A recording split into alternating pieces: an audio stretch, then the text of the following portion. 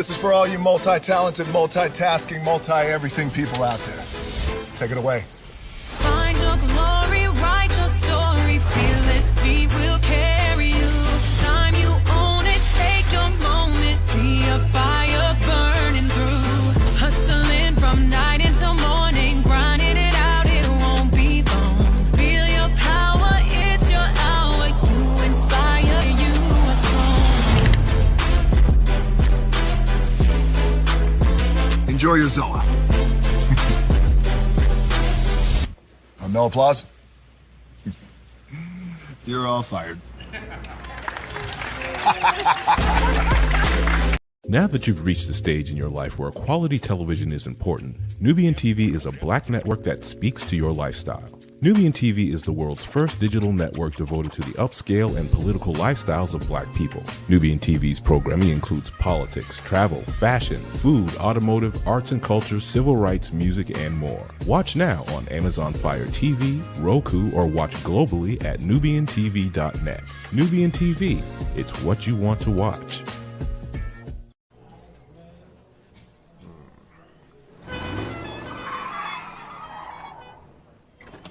Come with me if you want to live a more delicious life. Oh, maybe we should get in the van. In this world, we don't get to control much. The past, male pattern baldness. Leggies. Got one right now. The urge to puff that bubble wrap. But there is one thing we do get to choose every single day: what we eat. Welcome to the Sonic Department of Research and Deliciousment. We have everything you want, didn't know you wanted, and some things you didn't know were possible. Because we believe if you're not having fun, you're not living free. So come on, let's live a little. Hey, good morning, America.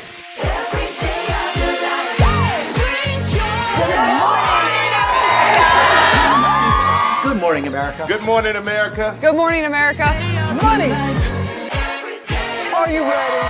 They are ready. Covering the biggest events in the country right now. There's a lot going on here this morning. It's always a good time. That's what the show's about. That's good. Really good. Very good. Coming in hot. Jimmy coming in hot. It's far from elementary. Oh. Good morning, America. I'm not going to try to strut like Michael or anything. I have known George a long, long time. Have you ever gotten him to dance? Look at that face. You don't just see it, you feel it. I'm in. I'm in. I'm in. I'm in too. I'll be there. I am here and so happy. I'm in. I'm in too. I'm in. That tells you something when Snoop Dogg's in. Michael, George, Lara, Ginger. Caesar. Just look at him. Politician. General. Author. Ruler. Man.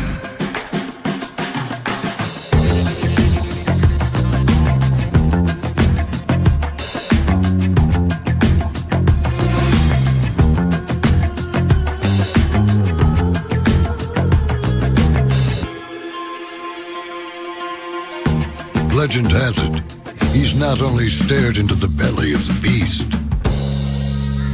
he's had it for dinner. Here he's free to relax, or party, or relax, or party, or relax, and party. His is a world of opulence, excess, and the occasional impulse buy. Not one to rest on his laurels, he's famous for ushering in a new age of entertainment. So, for anyone seeking a place where the sun never sets on a good time, all this awaits. I am Caesar, and I approve this palace.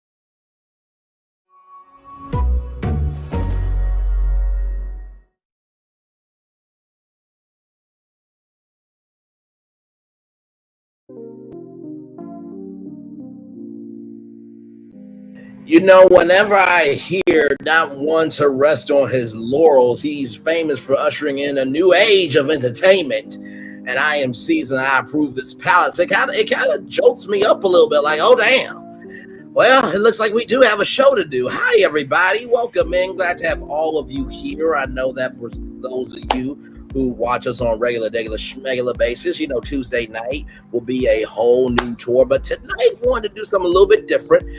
This past Saturday, I was on a beautiful content creators channel named Reina Creole.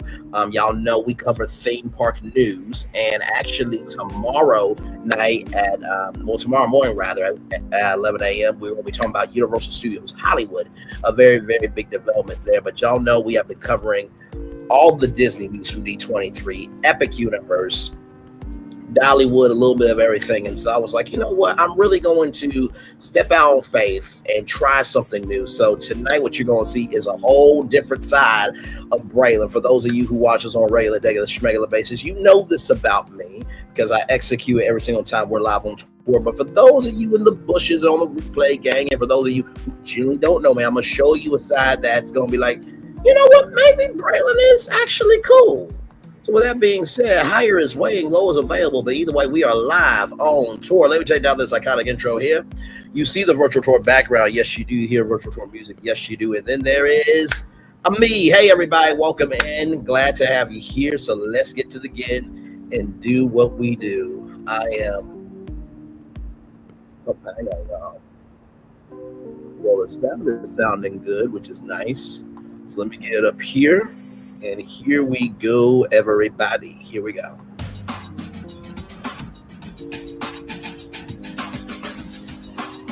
And like I said, feel free to comment with what you think about my opinion, Juan's opinion, or Reina Creole's opinion. It's a good time. It really was a good time. So I hope you guys enjoy this other side of your man, your friend that failed. So.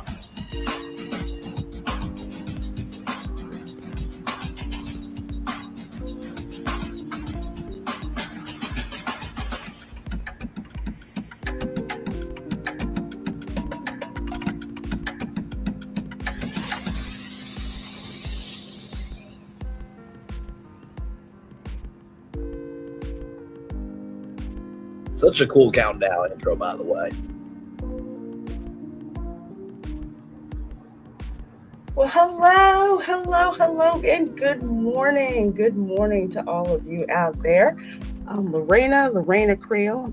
Sorry, I said I got a horse this morning because the temperature dropped here in Florida. So try not to get sick. I was legit nervous backstage. But welcome, folks. This is the Resort ReCon live podcast here. I didn't go, so. I'm in studio, so you guys can ask all of those questions I don't get a chance to answer when I'm out in the parks. And this is basically a time for you to ask myself and my amazing panel of fellow theme park nerds what's going on in the parks, advice for visiting the parks, all of that type of stuff. And as usual, we do keep it real here.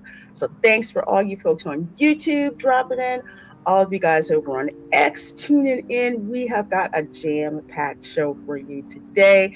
We've got some news from Universal regarding a rumored roller coaster replacement, some not so nice pictures about what's happening over there at Epcot, and of course, asking us what's going on with the theme parks for the holidays. We'll let you guys know what our favorite parks are for the holidays, what are not our favorite parks for the holidays, and tips to keep you sane visiting the theme parks for the holidays. So first of all, folks, I'm going to bring in my motley, amazing crew. First, going to bring in my dude, Juan Bradley. How are you doing, my dear? I'm good. I just need to say for the record, my makeup person has the day off today. So yeah, this is what you get. I thought that was funny because I don't have a makeup. I've had days like that where I've just screw it. I'm not wearing any makeup. and that's pretty much every day. Or I'm wearing extremely And here's her YouTube makeup, channel, which I should never do if I right walk here. This is her YouTube a channel. I'll Sephora pin it or in an the chat. Ulta, because then they come after you. Like, oh, we have this. I'm like, I know the drill. Leave me alone. Back off. Leave me alone. Not buying anything this week. But glad you are here. Glad you're hanging out with us on this lovely, amazing Saturday. And I am very, very, very happy to introduce you guys to a new panelist who's guesting today. He's also a theme park nerd and has been in my chat, and he's got a wonderful, wonderful channel. So you are definitely going to have to check that out. And folks, introducing Braylon. Hey, Ron. Hey, Reina Creole. Hey, everybody in the chat. So glad and honored and joyful to be here on this Saturday with y'all. Glad to be here. We're definitely glad to have you here. Can never have too many theme park nerds. Like I said, I guess free to type your opinions. Are you related to our opinions? Or No. I've done that joke so many times. If I could flip that, I would say that I am the Bruce Lee of media. There you go. I have my combination kicks of being in the know. So, not the best way to spin it, but I do what I can. It works. I love it. Good to meet you. Good to meet you too. I like that. I like that spin, which is kind of funny considering my channel. I model it off of talk show media idol, which would be Wendy Williams. So sad what's happened to her, but I love her, and she would always be queen of all media, and she always had something. What did I miss? What happened to her? She had dementia. Like, it's gotten really bad. And like I said, I think she had like lymphedema in her legs. I'm if you so go excited back y'all seen and watch I think it was on Netflix, but they did go and watch that. It is one of the best retrospectives about Wendy Williams and how she got into media and what happened with her life, because I knew Wendy Williams when she showed up in Philadelphia. That's how I knew her, but I didn't know a lot of the other stuff that happened in New York, and basically how allegedly Puffy got her fired from Hot 97 in New York. That's Total. Philadelphia. The whole thing with Total. Yes. Oh my. Let me tell you something. I sincerely try to, and I think it's on Lifetime, by the way, because she has a deal with them. She did the movie and the documentary. This was the hard part of 3-part miniseries. balancing out media basically nerd, what happened. being on someone is permanently disabled. But it was a good time. Y'all about to, and it's really sad, because honestly, to tell you the truth, even though she did some things that she's not proud of, then again, we all have made mistakes. She really pounded the pavement at a time where, first of all, being a woman, then being a Black woman, then getting into a lane that's not your own, and being on your own island until everybody wanted to come to it. So I will always give her that respect. So yeah, she was that. She was that woman. Hey, Colton James, good to see you, brother. And she had a show like no one, like no one else. And I'm sitting here trying to share this and doesn't want to go. But me growing up, listening to her, watching her, and it's probably no coincidence that I've got hair like her.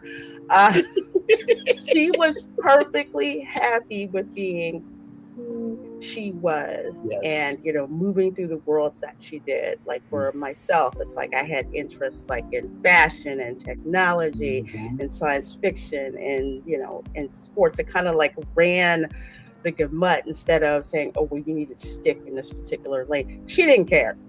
She didn't care. She did shows the way she wanted to do shows. She was loud. She was out there. She didn't care.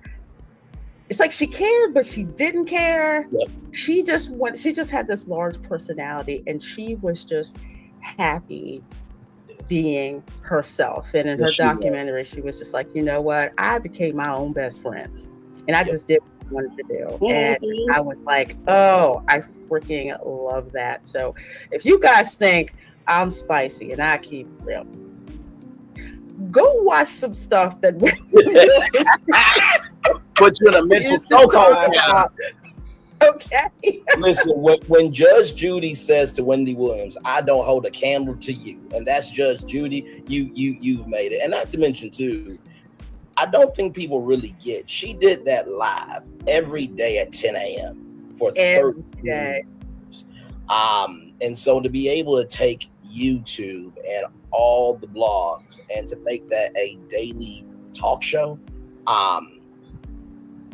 much credit to her and her team, and not to mention to have that much energy at 10 o'clock in the morning. Yeah, because I didn't. I didn't. I was just like, I don't know how you do that.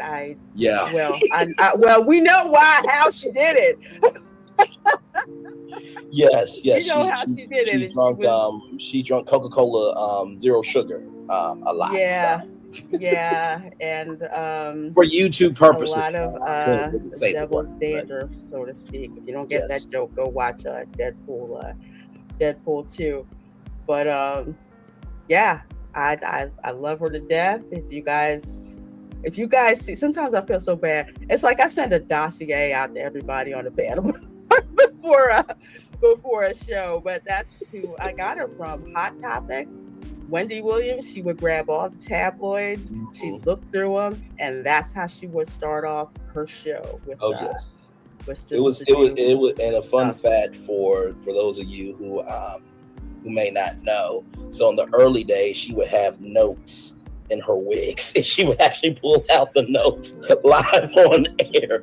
I mean, she really went there with the show, and not to mention too, I think the heart of the show was she made $1 out 15 cents, because most talk shows, they are built on guests, or as I like to say, these are celebrity interviews to make sure they're not homeless on the street. I say that jokingly, of course, but because those celebrities wanted to come on her show, she made Hot Topics. Yes, it's the same thing. Yes, it is. There's a reason I do that, but yes. Let it snow, let it snow, let it snow. Say hello to my little friend, Bronzo Kilborn. No, she is legally incapacitated. She is, because of the dementia and everything. Wow. And let's put it this way, she had that so under wraps that people didn't know until after she did the documentary that's what she was suffering from. And I didn't know until today. Really? Yeah. No, literally, I did not know. Because when you pull her up on YouTube, it's like sometimes I don't pay attention to dates. Same. Like, so. Nobody can do it like her. That's for damn. Even on her talk show, like I was saying, she made Hot Topics a thing because nobody wanted to come on, so it would start 10 minutes, 15 minutes, and then it became 20 or 25 minutes. But it was to the point where she was going to rehab, and somebody took pictures of it, and then she came on her talk show live and said that, I go to a rehab with some smelly boys, there's a call time and everything else, and then I get in the car, come to the show, and then I go back to rehab. And she admitted that live on her show. Yep, she's always been vulnerable. I will say I'm very tame compared to Wendy. Okay, listen, I give a lot of love, grace, and space on this people in the media compared to what she did and their health. But you know what? Nobody, especially it always seems to happen to the really good people, where something happens and their health. That energy has not been on TV. The thing that happened to Christopher Reeve back in the day, the horse accident, which some people say was not completely an accident, which is kind of also scary. And then. Oh, the girl that played Kelly on Married with Children, I forget her name. We're not doing this Christina Applegate. Applegate, and then also from the Superman, Christopher we usually meet. The lady that played Miss Teschmacher has really bad. We usually meet at intersection while I'm standing up for right is right and wrong is wrong. You just think there is nobody who is invulnerable. It doesn't matter whether you're incredibly wealthy. Michael J. Fox, of course, another one. Nobody's invulnerable to this, and you got to have your health and it's, Thanksgiving just passed, but it's always, if I'm still here and I'm okay, I'm still grateful for life, grateful for God, grateful for my family. Amen. Grateful for friends. Yes. And grateful that my friends here on the panel are streaming this stream simultaneously to their channels. So very excited. Love it. Love sharing the love. And Aldo says, Ron, I agree. The best people sometimes get the biggest problems. Maybe God gives the toughest battles to the strongest. I don't know. That is. If that's true, God, I just want you to know how absolutely weak I am. So wait a minute. You know you're what? Aware, right? You know what? It's funny, Ron and Aldo. I have this theory that God has a God DM. And sometimes I feel like when he sees a DM from Brian, it's like, okay, I'm gonna put him on mute. Sometimes because it's like, hey, listen, can you go like you said, Ron? Can you go into Braylon's file? Be like, okay, we're gonna take this level 5 assignment down to like a level 2 assignment. Just for 2 weeks. We're gonna give him a reprieve from level 5 assignments. Why did I just have a flashback to what was that movie? Was it Bruce Almighty? Mm-hmm. Was it that one? Yeah, and he wanted to be God, and so all the messages come. Yes to everybody. Yes, It was hilarious. That movie, the second movie wasn't as good, the Noah one, but yeah, Bruce Almighty. I mean, there's a lot of such good lessons in that movie, and I love one of the greatest movies of all time. You have not seen Morgan Freeman as God. Oh my God! Such the perfect casting. Like there's in my lifetime, the only person who's ever played God where Evan Almighty was like that. Evan Almighty came through. I will have to agree. And I'm old, Yes, the old God movies. But yeah, I remember those. She really is beautiful. By Reina Creole. I wouldn't mind seeing them bring Morgan Freeman back as God again in some other type of third installment of that. Oh, absolutely. It definitely has legs. I think one of the most iconic scenes is when Jim Carrey's character walks into this blank room and there's this one filing cabinet and he opens it and it just stretches and then he falls down on the ground, and then the gag is the filing cabinet goes straight back and he hits his face on the filing cabinet. It's just like, oh my gosh. Really good writing. Very, very good writing. Oh, thank you so much for becoming a member. I sure do appreciate that. Thank you. So much great stuff for members. There's member emojis. There's member posts, which reminds me. I want to do a membership. Progress on my aerial theme Christmas tree. Yes. I'm wondering where the tree is. Even if I did membership, I probably stuff that's on it behind the wall. Watch parties. We're going to be watching nothing messy because we're not Alien messy. Romulus this month, and of course the annual But shout out to everybody who does a membership, because that cannot be easy to keep up with that content, Jermaine content. Like Shout out to y'all. Awesome sauce. Love you guys as members. Love everybody. Members, appreciate the heck out of you too, for real. So let's get into the theme park news before we start talking theme park for the holidays Q&A. This first one here coming to us from WDW News Today, actually coming from their Universal Parks and News Today. This has to be what I would call the worst coaster in Universal Orlando. This would be Rip Ride Rocket. The reason why it's the worst coaster for me is 3 reasons. 1, they went from 30 songs you could pick from to like 5. 2, the best part is right here, where you go straight up and then straight down, and then after that it's kind of like a snoozer. And part 3, the third reason, is if the weather drops, #snoozer on that roller coaster, like really low, it won't run. Yeah, the tracks. I think the track cracked or something like that because of the cold. So So yeah, This one's so down quite a bit. But you know, to be fair, I think this particular coaster, if I remember correctly, suffered a great deal of damage during the Sharknado season of. Oh, we still Y'all gotta remember watch that. Roughly a movie? decade ago. Oh my Lord Jesus! Shark Shark Week in a don't movie, play that child. because it will get claimed. I know. I totally forgot about those movies. Oh my God! Sharknado 3. Okay, we have to watch that one because that one they did film at Universal and featured Cabana Bay Resort. That's the one where. Oh, hey, beautiful. You know, the Hang on, let me Sharknado pause movie. it. Hang on. So, y'all, this is the beautiful Reina Creole. Yes, thank you very much. Thank you and Ron for a wonderful time. Reina Creole does not just do this though. She does Florida Bingo. Welcome to Florida. Florida Man Bingo. Yes, and then she does the Spice Lounge. She is so damn gifted at what she does, and you know, whenever you're stepping out on faith, you know how Melody talks about heart posture. I do think there has to be an agreement of a connection of how souls relate. And,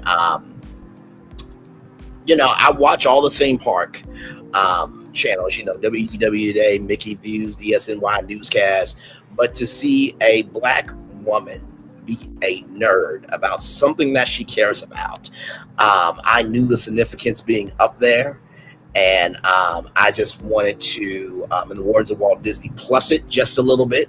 Of course, Ron and Reina Creole, they're in Florida. I'm in Ohio. But y'all know how we do over here. We get down in theme park news. I am that nerd. So for those of you who weren't able to see it on Saturday, I'm doing this watch party to not only showcase love to Reina Creole, but also to show y'all that there is more to Braylon. Because I think sometimes people look at me and they're like, okay, what did Wendy Williams' parents say? Too much, too fast, too loud. I dream big, I go hard, and sometimes I put 20 on 10, but it comes from a very sincere place of love, grace, and space. And so I wanted to show you, this is just the beginning. Reina Creole is about to get a pitch for this roller coaster. I hinted at it on the last show. I think it was 3 with T, but y'all about to see the pitch. And I did this live. She had no idea. Ron had no idea, but very impressed. So, and I think Reina Creole should be having a stroll tonight, I think, if I'm not mistaken. But yes, y'all go support my girl, Reina Creole. Excellent content creator, soul, and hopefully we can meet in person one day. Hopefully I can compose myself, because, you know, it's one thing to be a nerd. There's another thing to be a Black woman. Then there's the beauty. So it's a lot for Braylon to take in. But anyway, let's roll on. Love you, Reina Creole, for sure. First of all, if you think anybody has a bad idea, remember, there was somebody in a meeting that said, hey, let's make movies about sharks and a tornado. And yes, they featured this ride heavily in Sharknado 3. That's the one where everybody pretty much did a cameo in that film. So if there was ever a true Universal Orlando film, it would be Sharknado 3. And you see, I wish this, that I would have been poster. in it. I had the opportunity to be in it because there was very much an open call, and I didn't go. And I'm like, I kind of regret that to this day. I'm like, that would have been fun just to show up and be somewhere in the back, and you know. Well, I mean, hey, listen, there is an audience out there for everybody. Nostalgia is trending. So, I mean, listen, Sharknado 4 could be a possibility. Oh, no, Sharknado 4, 5, and 6, I think, have already been done. I don't know. Now, for the record, I had no idea. They've been done. I kind of stopped at started 3. to drop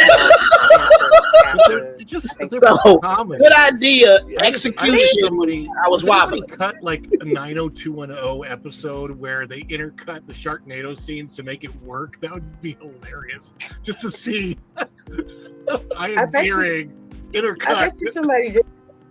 It would not surprise me if somebody did for real. But yeah, this is a rumor. Intamin multi-launch roller coaster replacing Hollywood Rip Rod Rocket, written by Katie Francis. Now, Intamin already has one multi-launch coaster at Universal Orlando. Do you guys know which one that is? I had no idea. I'm gonna be real. Very, very honest. It's not Velasco. Is it Velasco's? Winner, winner, chicken dinner. It is the Velocicoaster, which is my favorite coaster in the whole freaking park. I love that coaster. I love it so much. It's a great coaster because it's also scary. As you know, I will say that is the one good thing about Universal. They know how to evolve the storytelling, where they keep the soul of the franchise, but they diversify it where everybody can have their own moments. Because, the River Adventure is for the 90s and the Velocicoaster is for today. So they seem to know how to understand the spectrum of their audience, for sure. I would love to. There's a Jurassic World ride, I believe, at Hollywood, right? And I wish that there was some way they'd bring that here.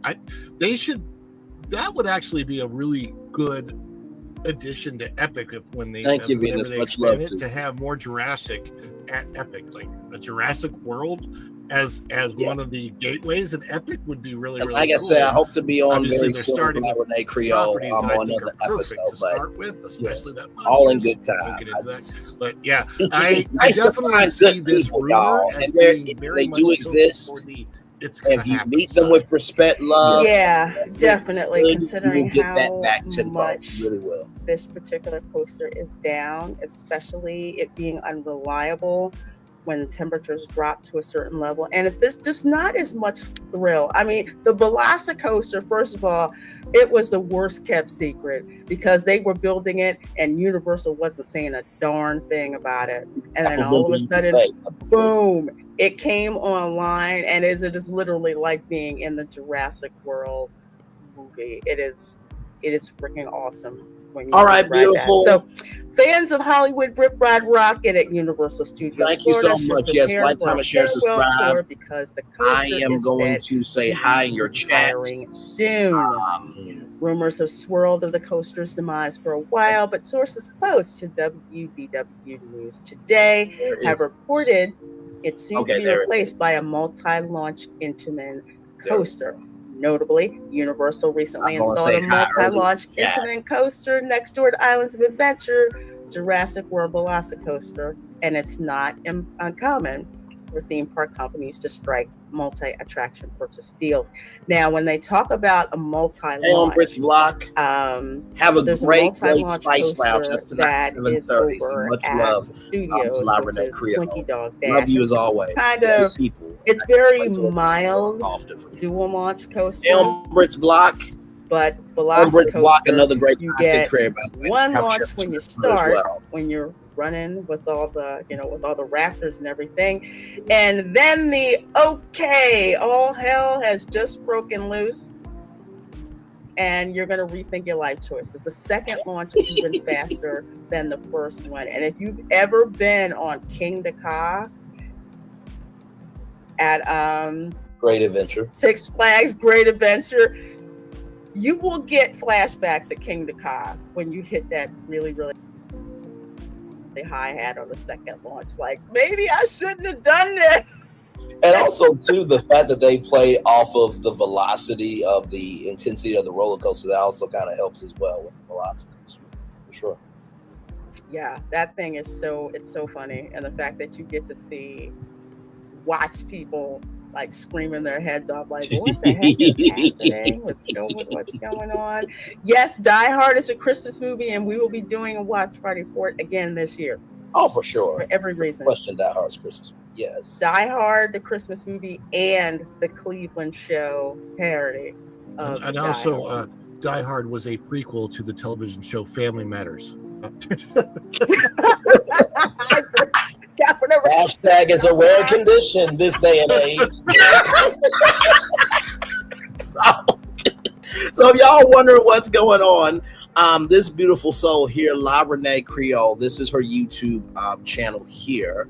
And this is her channel right here.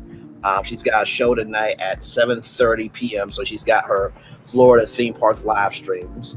But she brings that spice of sci-fi and pop culture analysis. So she does gaming tips, tricks, and live streams, TV, movies, restaurants, theme parks. She does it all.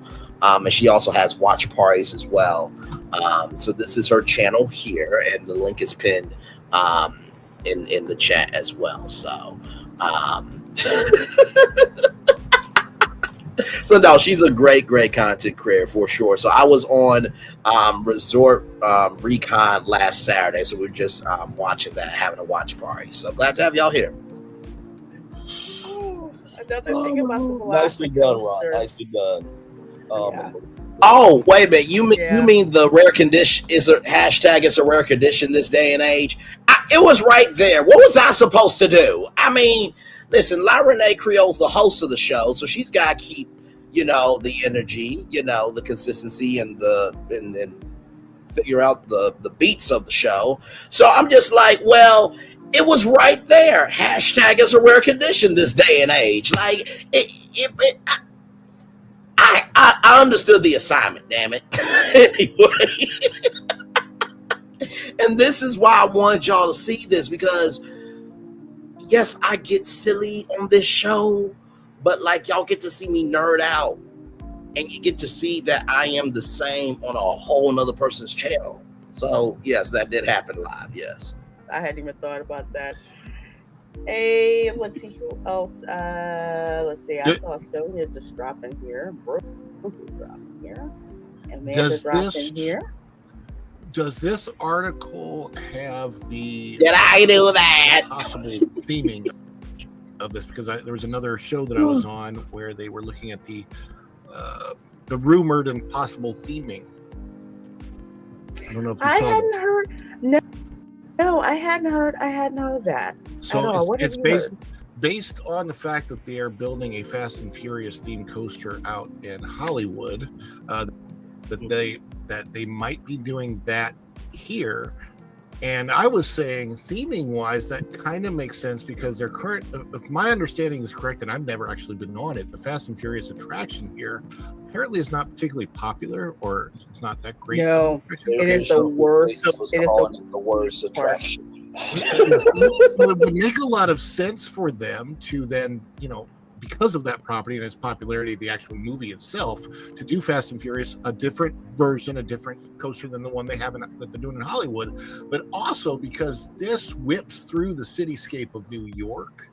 And so that could be a part of the storyline of the coaster of a Fast and Furious race through downtown New York City, kind of a thing. Yeah, I could see that, especially when you're talking dual launch. You have your first launch, if you have your second one, because there's always that hang time that they have going on in the Fast and Furious movies, the slow motion, jump like that. I could totally see that happening. May I pitch a theme live now? Sure. Like I said, when my media brain gets to brain, just follow me, because on my rambling comes greatness. If you have Epic Universe and you got Super Nintendo, I've had myself on the back for this, and everybody may not be able to go to Epic Universe because right now it's the multi-day tickets, but eventually you'll get single part tickets. Maybe this can be a Rainbow Road coaster, because I remember from IAPA that there was some lighted tracks, right? And you talked about the tracks, right? It was from 30 down to 5. They just came out with Nintendo music. So if you think about New York City, New Donk City from Super Mario Odyssey, and then you can keep the stage right there, and then Mario can be in Universal Orlando, so that way people can go there, and then that will drive them to Epic Universe. So I'm not saying I'm available. I'm available. Universal, Yeah, that is. Although Lorena, I'm sure, would love to hear that the proposed idea for the Fast and Furious coaster is that Jason Momoa would always sit next to her. Yes, that That would you I laugh, did not but know this the about only La reason Reina I'm going to go Creole. see the Minecraft movie is because Jason Momoa is in it. They don't have him looking at his usual manly self in that movie. No, he doesn't, and he looks like a hair band member gone wrong and stuck in the 80s. And I'm all here for it. Yes, I do. I simp hard for Jason Momoa, like Anna, that Star Wars girl, simps for Henry Cavill. I am very honest. So basically, if she gets an invite to Fast and Furious 10 Part 2 and she gets to be in the press line, it's a requirement that has to be Jason Momoa or the assignment will not be done, basically. Yes. I just like to say for the record, I simp hard for a Venezuelan woman named Virginia Bradley. That's his wife, Virginia. That's his wife. Virginia, yes, you That's do. right. Well done, Ron. Well done. Oh my God, child. I'm telling you, one of the reasons why I like that Fall Guy movie, why I added extra points, is they had Jason Momoa in it, and that's all I'm going to say. But anyway, I forgot about that. I am very much looking forward to this coaster being removed and something else put in its place, because it's just not as hype as it used to be. Now, for those of you who might have missed Ron's commentary of, that's a lot of connectivity, it is, because like I said, we covered this on Virtual Tour Live with Epic Universe, right? You can only get multi-day tickets. You can't get single tickets. The theme park packages happen on October 23rd, and then I think on October 25th, if you were an annual pass holder, you could get single day tickets. I'm sure single day tickets will come. But if they revived that, and I forgot to say this, but those rings, those can be like the glittering, star rings from Rainbow Road, right? And you can have a Mario stage show right there, which would give some connectivity, like Ron was saying, of Nintendo at Universal Orlando Resort, and then that will make you go like, well, wait a minute, the Rainbow Roller Coaster is only over here. I want to go Super Nintendo World, and then guess what? If you're at Super Nintendo World and you hear, wait, there's a Rainbow Road roller coaster, there you go. So, Universal, I am available if you really need me. I'm right here. Let's roll on. Back in the day, and it doesn't have the staying power like the Mummy coaster does, which is really awesome. If it's really cold today and y'all are out of Universal, go when the Mummy returns. There's fire in there, trust me. You'll get warm real bad. That's the one that and don't worry about the bugs crawling all over you. Yeah, don't. They'll keep you warm. That coaster, I think it's a good coaster to replace, because it reminds me of like an older Six Flags type coaster. Honestly, it does have that kind of a vibe to it.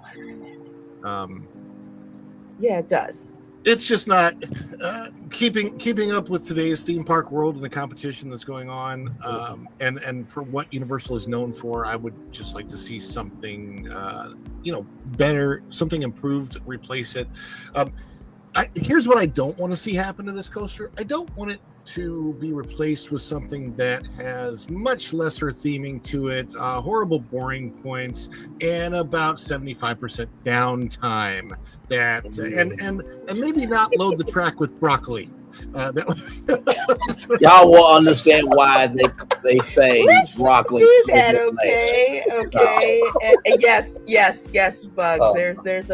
There's a scene. If you've ever seen The Mummy, and the scarabs come out, there's a scarab scene in there, which is really I love it. I love it. Cool. The Mummy's a great coaster. It's fun. It's fun. It's very different. It's not just a coaster. It's a whole experience. And not to mention too, you think about the theming and the world that they did. They did that before theme parks really, took it to that energy. And although Ron and La Reina Creole sounded like, They sounded like you were at the bar, and there's this huge drink that is the fan favorite of the bar, but it gives you a horrible night. They're like, go ahead and take it. You sure? Yes, nothing is going to happen to you. Nothing.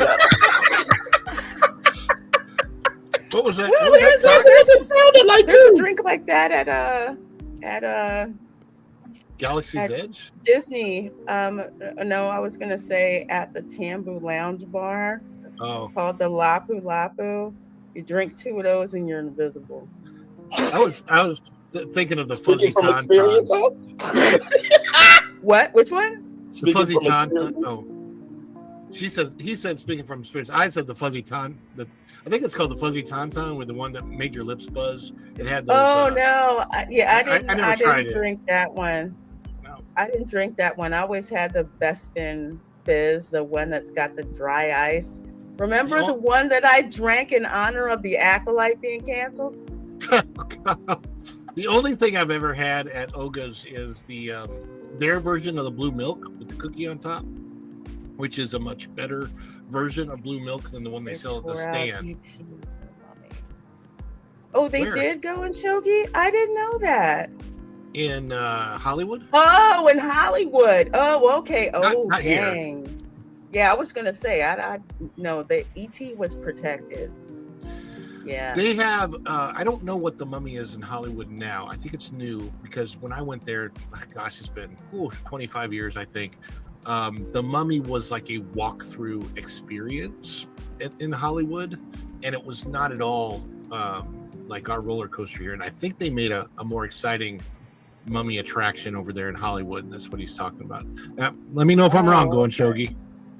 Okay, no, because they don't crawl on you. The scarabs don't crawl on you. Let's just say there's a projection, and they sound and look very, very real. Your mind can make you feel it, though. Like it's one of those things where it's like, oh my gosh, that you like. Maybe it's not happening, but yeah, it's. Ugh. Okay. I would say that the queue, if you've ever been to the Indiana Jones attraction in Anaheim, which I have, which is freaking awesome.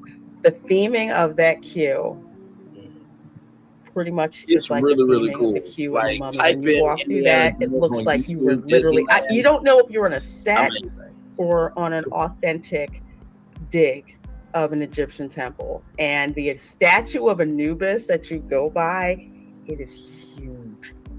It is so cool. When you look at it, it's just like, is it gonna fall on us? I hope it doesn't. Hope it doesn't fall on us. But it's also so based on the Brendan Fraser series of movies, not the Tom Cruise one. So I didn't even know that one existed, dude. The Tom Cruise, yeah. I didn't know. It's purpose. Yeah, it really wasn't all that, child. So I'm kind of glad I never. The Brendan Fraser Mummy, especially the first one, it's just such a fun time. Even now revisiting it, it's got a little bit of cheesiness to it, but it's fun. I mean, what I go back to this today, like, what the heck is wrong with movies just being fun? I mean, it is so fun. It's like a harken back to the monster films of the 1930s. Like, you had The Mummy from the 1930s, and that also had camp, comedy that was in it. So I'm glad they totally went back to that.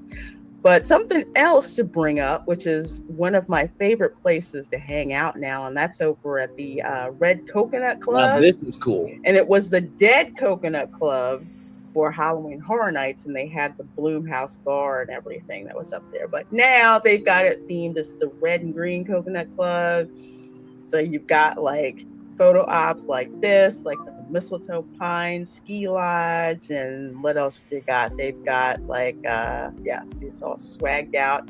Visit Earl's Tree Farm. This is fun, and I want to say the only thing I forgot to mention was if you look up Indiana Jones Disneyland, you might see some hieroglyphics on the wall, and those hieroglyphics could spell out messages, but also too, you were able to interact with the queue. And so like these spikes seem like they come down, but they stop.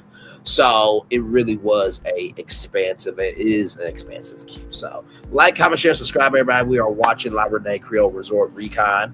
La Reina Creole came into our chat graciously. She's got a show tonight called The Spice Lounge at 7:30 p.m. Eastern.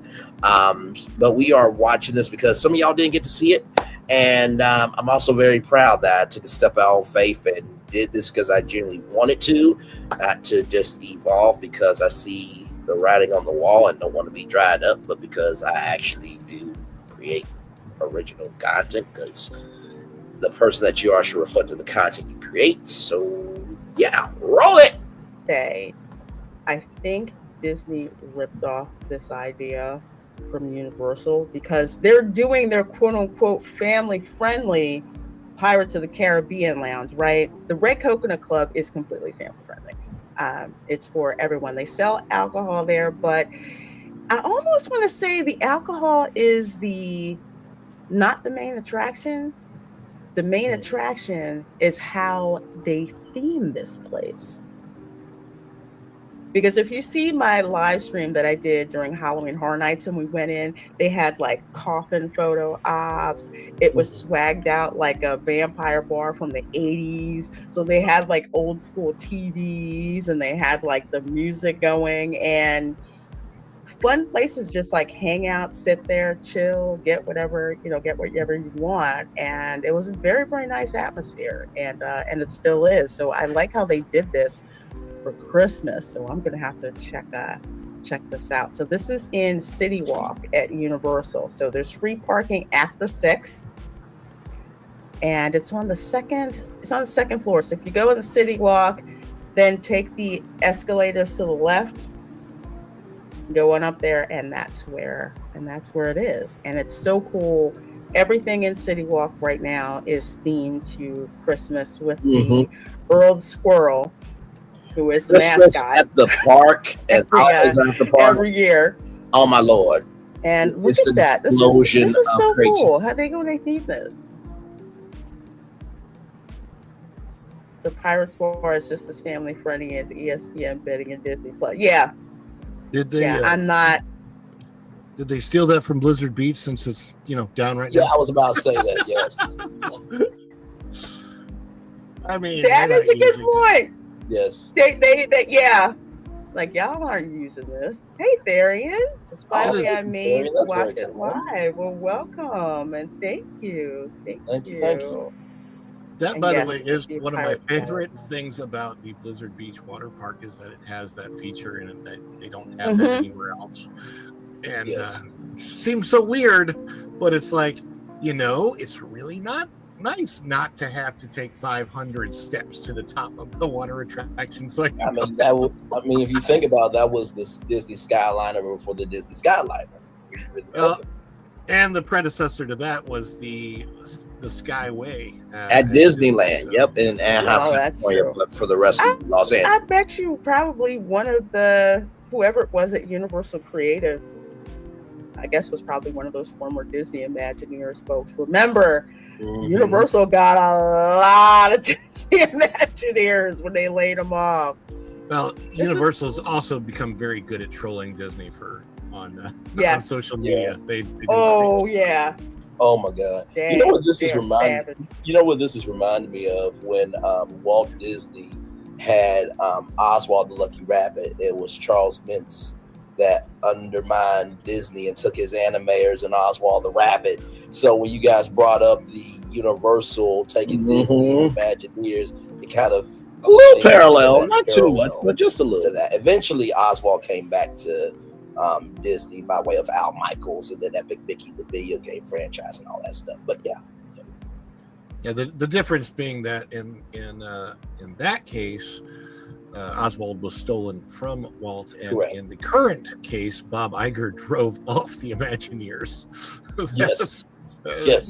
Well, Bob Chapek and Bob Iger, to be fair, drove off the whole large slate of creative Imagineers, and Disney has lost some of their best creatives over the last 15 years.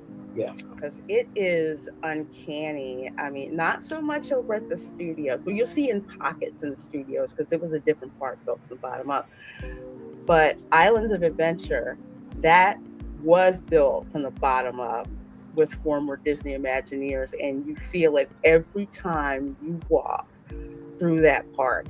And granted, they've got lands kind of cobbled together, but each individual one in isolation, the immersion is perfect, especially if you go to Marvel Superhero Island and you walk in there. That is a huge attraction. And you walk under the Hulk coaster, and then at night, if you look at the neon at night, you have like everything from Captain America throwing a shield, and you chase like the neon that's going through there, the skyline, which looks like it's right of like out of like the 80s and 90s comics, which it is, the Silver Age, from what people told me.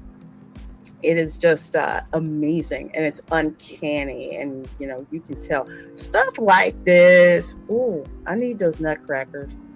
I'm just saying. Hey, Sharon, I just realized, Lorena, friend, how are you? I've never seen a picture of me in the. Just to reset everything here. Hey, y'all! So we are watching Reina Creole. She is a content creator. She covers theme park news and gaming and pop culture events. She has a show tonight called The Spice Lounge at 7:30 p.m. Eastern. And I was on this show last Saturday. Some of you didn't get the chance to see it, but I wanted to showcase a different side of me, because y'all know how much I love theme park news. So to be able to showcase my nerdiness with other theme park nerds was really, really cool. So it's over 2 hours long. So we're at 41 minutes and 44 seconds, but it is a great, great time. Universal Captain America costume, have you? I don't think so. Okay, so you're gonna have to show me. I'll share it. I'll at some point in time share it with you. I gotta find it, but it's not very good. It's not a very good picture because I wasn't supposed to take it. But I auditioned for. I auditioned for and made Halloween Horror Nights. I was a scare actor in 2010. And about 2 weeks after they cast me, they said, "Hey, can you come in and read for this other part?" And I had literally no idea what they were doing with me at the time, but I was actually in really great shape at the time, and they had me try on the Cyclops and Captain America costumes that were the costumes of back then. So I snapped a quick selfie of myself. I mean, listen, that would have been anybody. I mean, you get the chance to play a role, you would be silly not to. And yes, I do. Yeah, so I did that, and this was prior to the first Captain America. Now, I'm an air hockey fan myself, okay? Foosball is not my game. I don't understand it. But air hockey, in my mind, but it's my guy. But it's very interesting to see me in that dorky costume.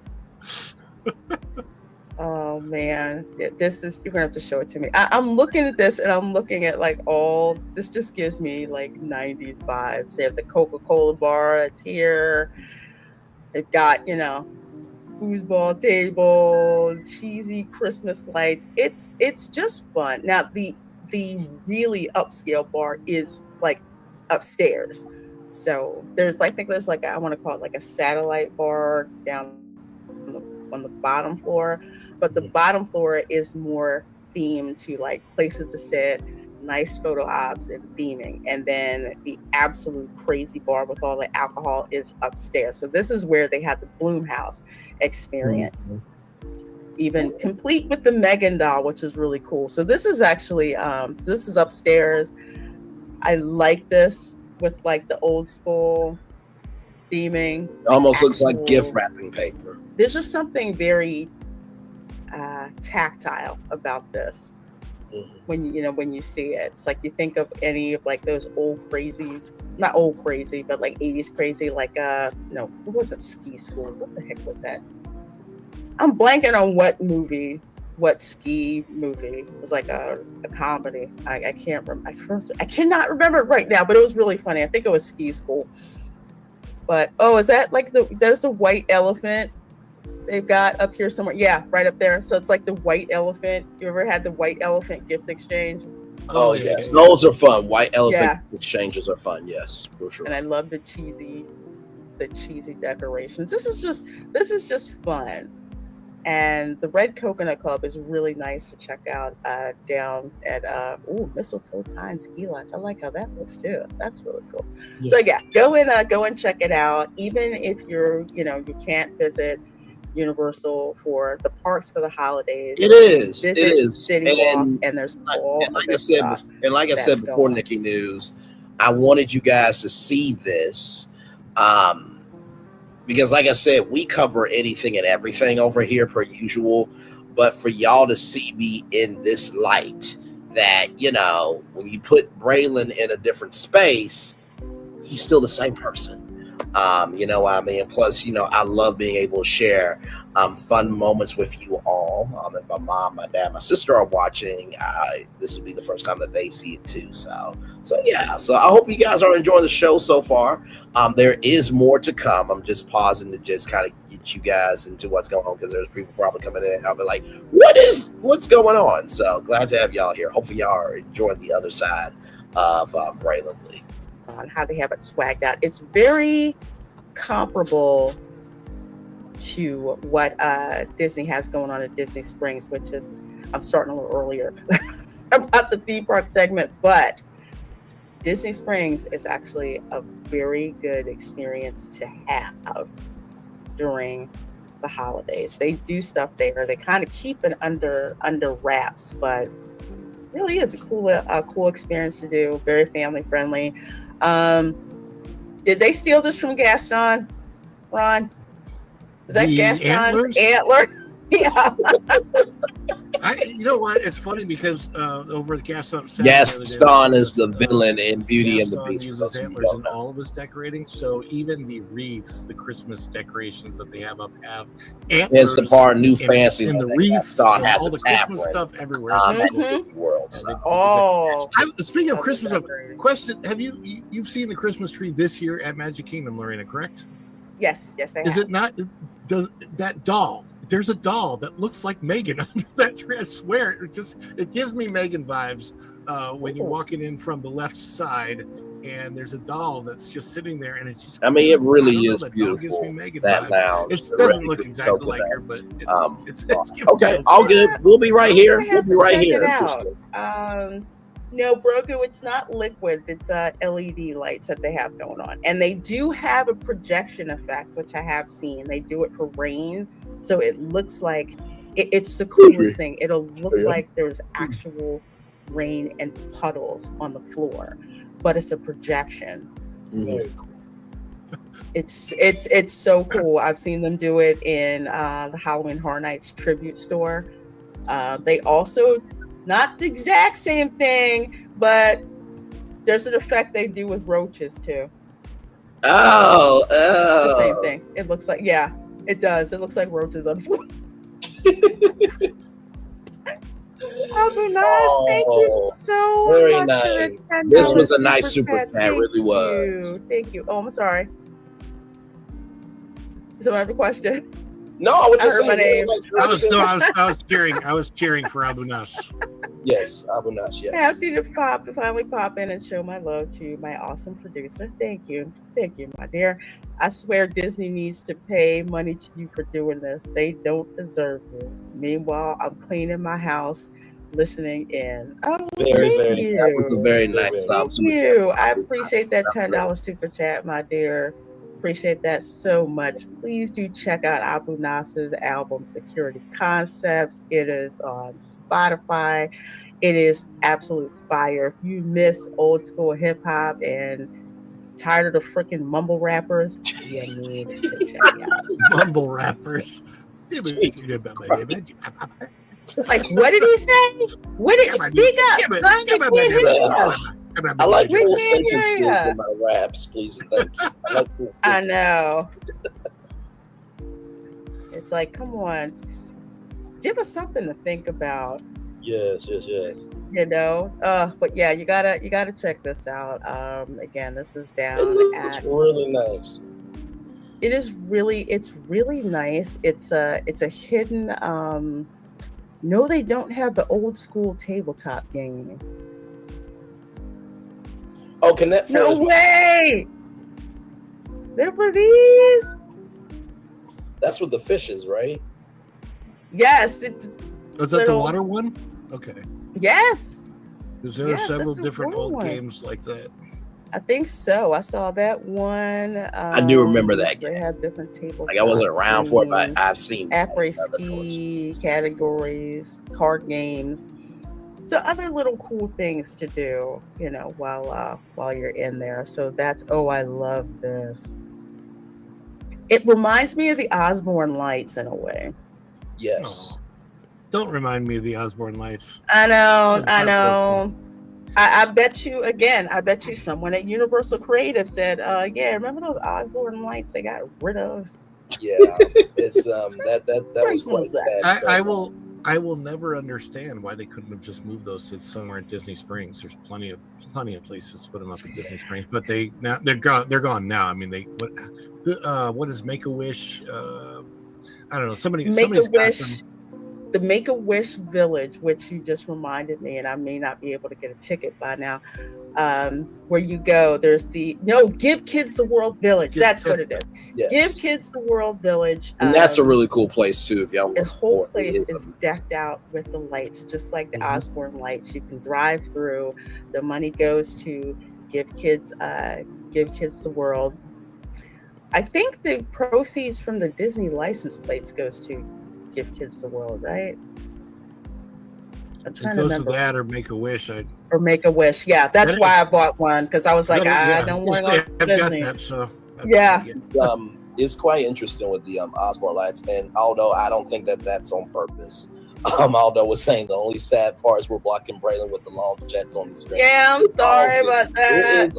It's all good. I am glad to be here. But no, the Osborne Lights, the story behind that was the Osborne family in Arkansas. And if you remember Al Copeland, he also had some of those same lights. And so to see my state of Arkansas at the biggest, theme park in the world, I'm always going to be proud of my state. I'm always going to what part of Arkansas? Little Rock, the capital city. Yes. So just so you know, I went to both kindergarten and high school in Arkansas. Oh, very cool. little town called Horseshoe Bend, and Brockwell was where the school was. But yeah, I moved here from Branson, Missouri, so I was in Arkansas all the time. Okay. Yeah. You said Horseshoe. I don't think I've ever heard of that. It's up by Salem. It's way north. I never heard of it until he said, 30 miles south of the Missouri border. If you're coming down from West Plains, Missouri. And fun fact, because of my Arkansas connection when I was there as a little kid, my mom worked for a guy who wasn't that well known at the time, but was the state attorney general. His name was Bill Clinton. The one and only, of course. So I have stories that I cannot tell because Hillary might have the stories to use a Disney World attraction, Ron. It is a small world after all. It is a small world after all. Yeah, I do. Hey, for Oswald, the Osborne Lights. The Osborne Lights, my family looked forward to seeing those every year. They had the special where they would show how early they had to start putting the lights up, and they would start in the summer. So when we would visit Disney in the summer and we go over there and see how they had setting the lights up, I'm like, we're so excited to see the lights. It was like you could pretend to be like Clark W. Griswold. Yeah, with all of the lights. National Lampoon's Christmas. They not only got rid of the Osborne lights, but now they've gotten rid of the dream lights on the castle, and it's just like, what's with the lights, Disney? What? You know the crazy thing about all this? They have a show on ABC called The Great Christmas Light Fight, and I'm just like, y'all couldn't just combine that for a limited attraction. I'm not saying I'm the media mind that Disney needs or any media company needs, but why am I seeing the moves that y'all can make and I don't have the power? I just don't get that. I feel very much the same. It's insane, and I think I know why they did it, so they could make money off the soulless projections that they put on the castles. Don't get me wrong, but there's a certain feeling that seeing the lights attached to when you have actual Christmas lights on the castle. Why? because people want to go home and replicate the same darn thing. That's like that, that connection that people, that people have. Here's the thing. So I went to Magic Kingdom 2020. I understood why that year they chose to not do the dream lights. Obviously, you have a lot fewer cast members and employees who could put those things up, and that availability that's not, so 2020, 2021, I thought, okay. Yeah. And then I'm like, okay, they'll bring them back 2022. And then 2022, they told them. Okay, what the heck happened? So my understanding now is that they've actually destroyed. His mic cut out for a brief moment. That's Don't tell me that. I have heard that they don't even exist anymore. That they've actually put them through the crusher or whatever. I don't know that that's true 100%, but it's people throw up pictures all the time on social media now of the dream lights. Oh, it's Christmas again at Disney. Here's the dream. Don't do that, because if people expect that when they go, they will be extremely disappointed that all they've got is true. That's projections. And the projections, Disney has got rid of a lot of stuff. We've got that technology. You know who else has that technology? Literally everybody. You know where else they put projections? They put projections on freaking wedding cakes. I'm not even kidding. You can get you can get them from from like Lowe's. I mean, I joke. You can put them on your window. You can go and get all those projection things, and it's like anybody, can do that. And yes, anybody can put lights up on their house, but there was something about the dream lights and how they were precisely hung on the castle and the way that they looked, and you combine that with the music. I just have the best memories of going over to Sleepy Hollow and getting some hot chocolate and a disrespectful ass funnel cake, and just sitting there and yes. Have you seen the funnel cakes over at Sleepy Hollow? Well, the last one I had at Disney was from Epcot, and it was horrible. It was. I'm like, By the way, y'all, here are the dream lights in case you guys have never seen the dream lights. So if we showcase this here are the lights, and those are actually real. So they actually do the whole castle, so it looks like a whole icicle, and it was amazing. Like I said, Disney has cut out a lot of stuff since then. Never buying a Disney funnel cake again. No. Go to Sleepy Hollow. Comes out, it's got like the hot funnel cake dough that they fried, and then they have the powdered sugar, and then they put the chocolate and the ice cream and all the other stuff on it, and it's just so delicious. So we would sit there and we would eat that, and be right there and sit next to the castle and just look at the lights and listen to the music, and it's just like one of the best memories that we have. It's just something to that. So Ron, let's see. This is the one here. I love it. I love the commitment. That was it, man. He really was committed, though. He really was committed. 190 pounds at that time. I was so fit. And this is old school Captain America for those. This is so cool because you can see this version of Captain America at Islands of Adventure along with Wolverine. Okay, just when Wolverine rolls out, everybody wants to get pictures with Wolverine with the claws and everything. And that, and another time, usually when Spider-Man isn't busy and he's between meeting people because he likes to spend time with the kids. If I'm live streaming, he will come over to the camera. It's friendly neighborhood Spider-Man. Come over and say hi. Oh my gosh, this is so cool. I wish, well, they can't because Universal's got the rights, and I don't think Universal's going to give up those rights anytime soon. As long as in perpetuity. Yes, it's a stranglehold. It's a great stranglehold on Disney. It is. It is. They've got the best era of Marvel going on over there. Folks, yes, Braylon does have a YouTube channel, so please do go and much love, everybody. Subscribe to him over there on YouTube. Got 100 of you watching between X and also let's see, between X and between YouTube. So we sure do appreciate the heck now, out of it. I will say this: when it comes to Marvel, if you're wondering why you are seeing Marvel Superhero Island and then you see Avengers Campus, you know how, like, you know, for example, I'm trying to think of a really good brand, like Sonic, for example. Y'all know the video game character Sonic. There's the video games, there's the merchandise, there's the theme park rides, right?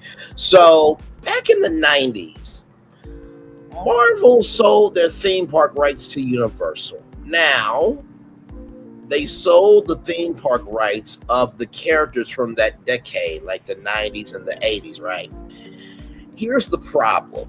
When Disney bought Marvel, Universal and Marvel came with an agreement to keep them in perpetuity, which means as long as they follow the costuming and the theming and the experience of the Marvel. Hey, welcome back, my friend. Good to see you. As long as they followed the guidelines and the actual rule book that Marvel set out, they can have Marvel at Universal Orlando Resort. So if you're wondering why does Disney have Marvel, but yet Marvel is at Universal? That's why. That is why. Yes. You guys be interested, please do make sure that you do hit that subscribe button. Yes. For us, we appreciate the heck out of you guys for that. Let's see. So let's jump into the the Disney news. I don't want to. Oh no, 1994, not 1924. No. Oh, no. That's just the handle. That's just the handle. So no. 1994. If that was the case, I would be at the Haunted Mansion doing my residency. Great segue. Disneyland has an expanded queue. By the way, y'all, I am black, and I will never do the Haunted Mansion. So that was a great segue. But no. So if you guys know the handles on YouTube, my handle is Braylon Lee 1924. I was born in 1994. So that was a real funny moment. Here we go. Mansion. I saw this. Yes. And I don't want to say it looks like the Walmart. You never know what's going to happen when you're on live, child. There's no rehearsal. Actually live, some thought in doing that stuff. So I don't want to trash Walmart, but this is what the extended queue looks like. So I'm gonna ask my fellow theme park panelists: does this look anything like the extended queue at the Haunted Mansion in Walt Disney World? No, I mean the one at Disney World, you know, there's this family that's out in front, and you can follow the clues to see who, you know, the Gracie dealt with who. I would say but YouTube terms. And then there's this thing where you can like play the different instruments and the bubbles come up, and so it's more involved than this queue.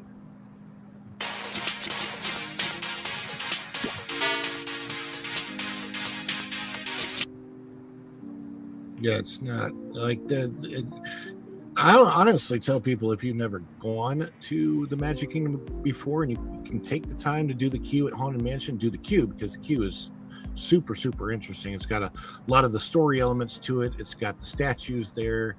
You learn about, you know, who, like he said, who is who in the Gracie family and such. And of course, you got the gravestones. You got Madame Leota's gravestone popping her eyes out at you. Looking at you and stuff like that. This just looks like, this looks like a Six Flags queue. Like, this is just extra waiting area. Why did they even build this? What was the point? I don't know. I guess it was to go along with the. It's very remember subdued. That really, really ugly gift shop that they did that looks like slave quarters of the plantation house. Oh, Spirit Halloween, yes. Yeah. They went and did that. So I guess they were trying to do No the reaction same time. thing. Now, Master what Gracie at the fountain now. I forget if you know it. Oh, the style of the Haunted Mansion in Disneyland. That's New Orleans, right? That's supposed to be New Orleans. Where's Yes, that is New Orleans. And I believe if the this one is in Magic is New England, correct? That is upstate New York. So, Okay, so yeah. it's supposed to look like Gracie Manor, and it's like the Hudson River Valley. That's what that style is supposed to look like, which it matched perfectly there. If this is supposed to be New Orleans, they failed the assignment. Y'all get a hot, steaming, juicy F. This looks nothing like Gardens in New Orleans. Even the movie had more New Orleans than this. And I'm talking about the new Haunted Mansion. Had more New Orleans. Mm-hmm. I actually feel like the new Haunted Mansion movie and the old Haunted Mansion movie are about equal and different. I like both of them. I don't love either one of them, but they're both fun watches. Yes. I enjoyed both of them. I was pleasantly surprised by how well the Haunted Mansion movie was. I was like, what is it? Owen Wilson? Wow. Yeah, Owen Wilson, Lakeith Stanfield. Yes, Rosario Dawson. Good cast. Curtis. It was perfect. They had it down. I mean, I had an issue with them showing Zatarain seasoning instead of Slap Your Mama, but I guess that's the product placement, but the house was hilarious. Everything. The shots were perfect. Everything. Oh, and let me not forget Danny DeVito as well. Oh gosh, he was funny. That iconic sketch scene. Oh my gosh. The only elevator up and down was a show elevator. Yes, they added an elevator, and shout out to Pirates and Princesses, Geeky Sparkles and Neon over there, that Clownfish TV, friends of the channel. She did say not only did they add an elevator, but they also added additional artwork that you're only able to see if you exit that way. So I thought that was a nice touch. To add. So if you need accessibility and use the elevator, you get something extra to experience, to see. So that part is inside, and I think it's really cool. But this looks like a hotel garden. Yeah, I mean, it looks like if the Tower of Terror was cleaned up a little bit in the front from the garden part. Yeah. I love the Tower of Terror, Stevie. Oh my gosh! I mean, at least it's so good. That's the one that drops you 13 stories. It's so strange with Disney. The issue that we have in here, it's like people always say, "Well, why are you complaining? It looks nice." Blah blah blah. Okay, it's not that.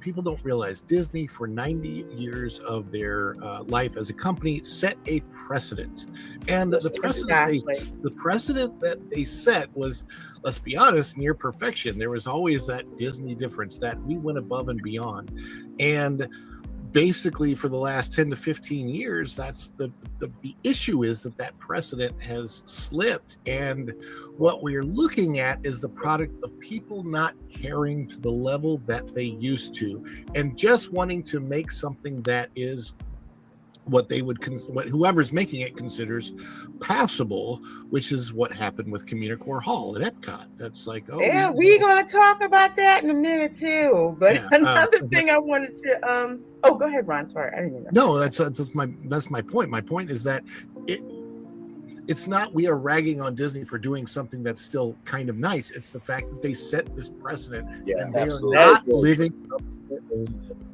And I will agree with you to that point, because I will tell you, when that 100 Disney Super Bowl commercial came out, I have to tell you that I play that commercial on my channel. Y'all know I do. And it gives me all the feels to put 100 years of magic into a minute. And so for those of you who may not be in the media world, to try to figure out how to get every franchise and connect this thread from Walt Disney in Marshall, Missouri, who was under a tree drawing cartoons, to theme parks and live events and showcasing the range of magic.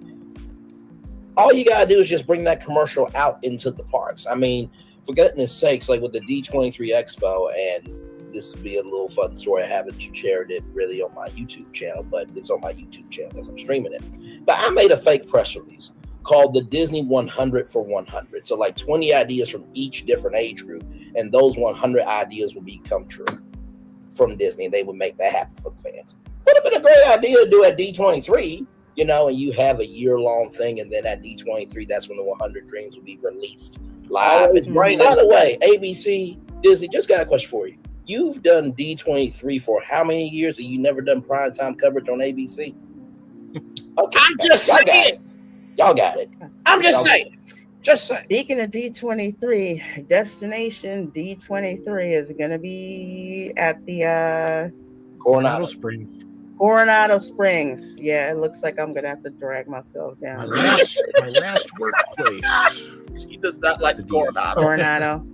Coronado Springs. I really do not like that resort, but it's geared towards a different. I have stayed at the Coronado Resort. No, I did not stay at the Tower. I'm sorry. As cute as the Tower is, it's still not going to make me want to stay there. It was not one of my favorite places to stay.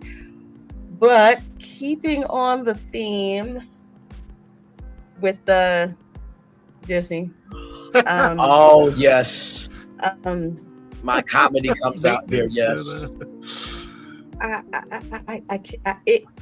If you think it's bad that there's a brain drain from a magazine, no. So her channel. The loss of maintenance. So this is her channel here, right here. So her channel, she does Florida theme park live streams, restaurant reviews, movie, TV streaming reviews, pop culture analysis, gaming tips, tricks, and live streams. So she has the Spice Lounge right here, Moana.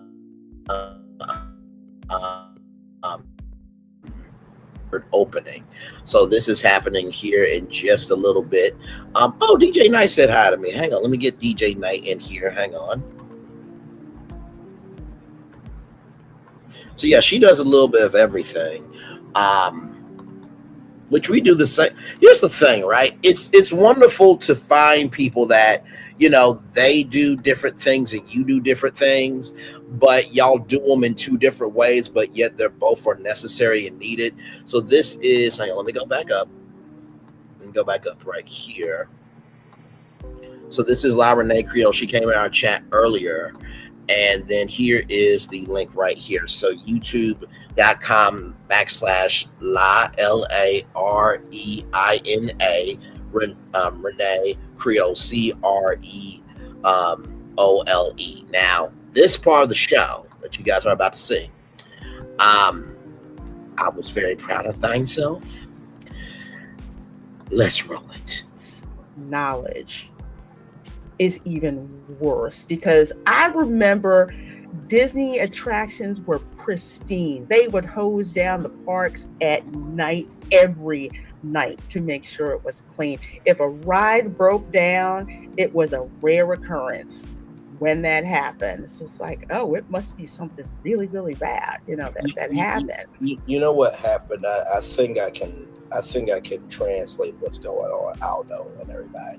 Basically, group broke out of, you know, Guardians of the Galaxy or the roller coaster in Epcot, and he just wanted a break from his family members and went over to the Millennium Falcon. That's what happened here.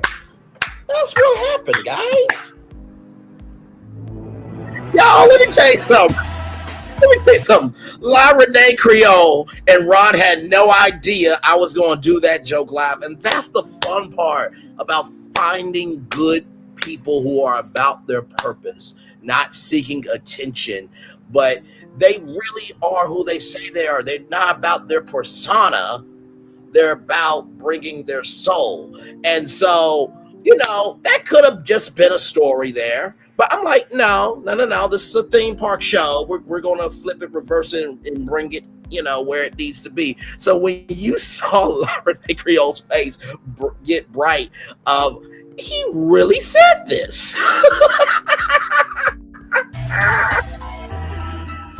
It's all good. Groot is okay. He's just taking a vacation from his family. Doing okay, Groot? Are you Groot? Groot? I am Groot. Is he going to start there? going back and forth and vibing? I mean, it has the body structure to do it, so I would say so.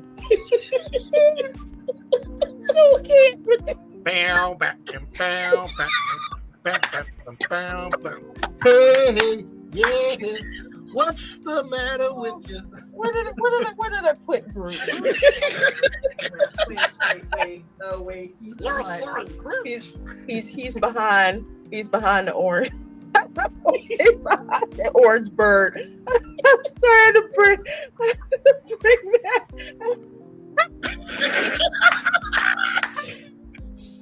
In the words of Maui, you're welcome. You're welcome. I love that song.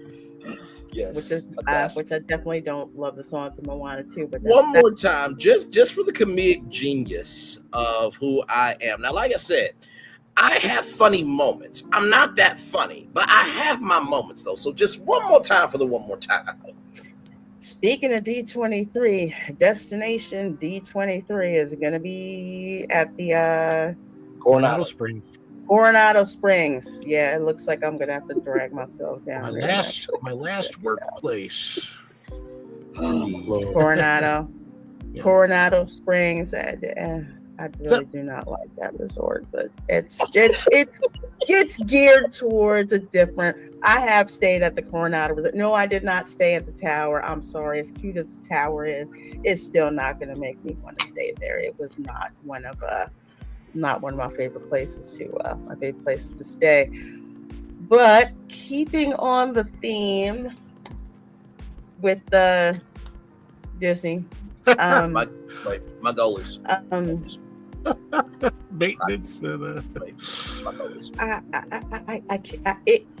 If you think it's bad that there's a brain drain from Imagineering, the loss of maintenance knowledge is even worse, because I remember Disney attractions were pristine. They would hose down the parks at night, every night, to make sure it was clean. If a ride broke down, it was a rare occurrence. I started the joke. When that happened, they like, finished. it must be something really, really bad. That happened. You know what happened? I think I can translate what's going on. Aldo and everybody. Basically, Groot broke out of Guardians of the Galaxy or the roller coaster in Epcot, and he just wanted a break from his family members and went over to the Millennium Falcon. That's what happened here. That's what happened, guys. It's all good. Groot is okay. He's just taking a vacation from his family. Doing okay, Groot? Are you Groot? Groot? Is that you? I am Groot. Is he gonna start going back and forth and vibing? I mean, it has the body structure to do it, so I would say so. So cute. Bow, back, and bow, back, bow, back, Hey, yeah. What's the matter with you? Where did I put Groot? Groot somewhere. No, wait. I really cracked myself up on this one. He's behind the orange. He's behind the orange bird. I'm trying to bring that.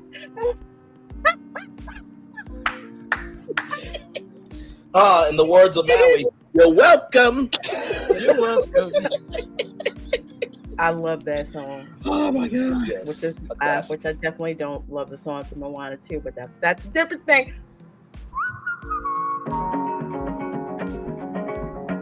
Parmesan with no limits. Just it's just I've never seen this. that at all. And Leah McNeil says Reina Creole, Disney's maintenance woes can be easily explained. Iger and Co. have disrespected Walt so much his angry spirit is sabotaging the ride. That's like Burr Rabbit. That's like Burr Rabbit's revenge for Tiana's Bayou Adventure. Oh, my Lord. Jesus. I'm sorry, but what is wrong with their Falcon maintenance team? they're going to bat for Disney. Their Millennium Falcon maintenance team. They really are. Thank you, Going Shogi, for being a member for 4 months. Going to bat for Disney is leaving a sour taste. Yeah, it's like we bring this stuff up because you used to be the gold standard of theme parks, and when you fall from a standard that you set, there's a problem. It's like I liken it like this, and I gotta laugh as I say it. Like think about it like this. There's a favorite dish that your grandmother made for years. And let's just say that particular dish is the gold standard, And what if one year she decided to just make it the worst way possible because maybe y'all pissed her off or something like that? I don't know. And then you eat it and it's just like, this is awful. And maybe you don't want to say it's awful. Yes. But it's not her standard. It's not the standard you're used to. It's a very dicey situation. So in that case, you have to flip it, reverse it, rewind it back on yourself. Like, Grandma, now I love you, but would you accept this from me out of anything I've done in my life? See, that's how you flip it. Because you're not telling Grandma off. You're using yourself as the conduit to say what you really want to say. You know what I mean? Yes. Right. What can I do to help you? Could you not make it to the store? Next time you need something, just call me. That was on the Millennium Falcon, right? Oh my God. Run Millennium Falcon. Yes, that was on this is the Millennium Falcon. Yeah, the one that's outside. Yeah. You know what that looks like? It looks like Charlie Brown decorated the Millennium Falcon for Life Day. Oh, did somebody put a red of Christmas ornament on it? No. It's the camaraderie back and forth for me. Because I didn't even think about that until Ron said it. Well, now listen, now we have another explanation. Maybe Charlie Brown moved away from Cedar Fair to plant a tree in Star Wars because he also watches Star Wars. So many different explanations, ladies and gentlemen. Wow. There's a lot of... That is, you know what, Going Shogi, that's true. And I'll my God, I'll spit on it. Okay. We love Charlie Brown over here. Charlie Brown stand champ. The best food is usually in the By the way, if you have not seen the Peanuts movie, I suggest that you go and watch the Peanuts movie. It's the movie's amazing. It's the newest movie, but I gotta tell you, it is one of the greatest movies of all time. You really will enjoy yourself. You really, really will. So, yes, indeed. All right. All places. Yes. And I've seen, like we'll say, for example, Meemaw Thibodeau Landry makes her gumbo, but there's some days the gumbo ingredients are not as good as she would like them to be. And then some days she gets the quality of the gumbo that's on point. So she's not going to charge you the same amount of money for her, it's like everything's on point discount. Gumbo. If the gumbo ingredients aren't that great, she'll lower the price. Disney doesn't even have that kind of respect to do that. Mm-hmm. No, they definitely do not. It's different if they're just like, well, why is the gumbo expensive today? Oh, well, we had extra this and grade A crab and all that. I'm like, oh, okay. Yeah, that is worth how much it is. Or if it's just like, you know what? Those crabs were so darn tiny, I decided not to use them. So it's just, sausage, chicken gumbo, buy one, get one free today. Mm-hmm. But they don't do that. They don't do that. Yes, the best places to do is a hole in the wall. It's so true. It's so true. It really is. It really is. And they even raise the price. It is now it's very rare where you'll see me buy something. Like, I am so disappointed in the gingerbread. Now, this was supposed to be a more fleshed out concept. Community Hall. $14 fleshed out concept. Did you try that? Did you eat one this year? Yes. Okay, because I wanted to do a thing where I compare that to the shingle, which I think is almost half the price at the Beach Club. The Beach Club ones look really, really good. The Beach Club ones I had, and I bought one of those on stream. They taste way better. They're smaller, but they taste better, and they actually have this distinctive bite of gingerbread. It's like they got the spice mix right. I actually talked to the chef who helped create the recipe. He was out there when I was there not too long ago, and it was one of my streams. Anyway, he was talking about, I can't remember which ingredient he put in. Go and Shogi might remember, but there's a specific ingredient that he put into his gingerbread. I say Go and Shogi might remember because Go and Shogi said he was going to make a note of it and put it in his gingerbread, and it was supposedly going to make that a lot better. So I'm very, very interested in trying that. And this monstrosity is something I hope to be able to see with my own eyes tomorrow. Yeah, I can tell you that the gingerbread shingle from the Beach Club, I thoroughly enjoyed. I really did enjoy that. It tasted great. Rye flour, he put it. Oh, right. Okay. Because it's definitely different. The one at the Grand Floridian, it was like the taste missed my mouth. It's like give you cardboard dipped in chocolate. That is literally what it tasted like. With the one from the Beach Club, it was like, oh, this is different. And it's good, and it's worth it. You know, even the presentation is gorgeous. Whatever that layer of chai, I was not have. Unlike that darn shingle at the Grand Floridian. Like I said, if you go to the Grand Floridian gingerbread house, just get the gingerbread loaf for $5. And Disney is pricey with their food. Yes. The peppermint bark. I got a little loaf from the Contemporary. It was like an apple spice type thing at the gingerbread setup that they have there, and it was pretty good too. It was like I think $5.50 or something. It wasn't very much, but it was good. It was really good. I haven't tried it yet because every time I go, either the frozen hot chocolate machine is broken, or I got there too late and they were shutting it down. Not McDonald's at Walt Disney World. Oh my! There is a McDonald's at Walt Disney World. No, I meant no, this was at the Contemporary. Oh yeah. Okay. Yeah, like it wasn't ready. Something had happened. So I think they didn't get the joke. So y'all know if you go to McDonald's, they always say the ice cream machine is not working. So when she said that, that's what I meant. But no, I do know there's a McDonald's at Disney World, and that was an interesting partnership too. A very, very interesting partnership.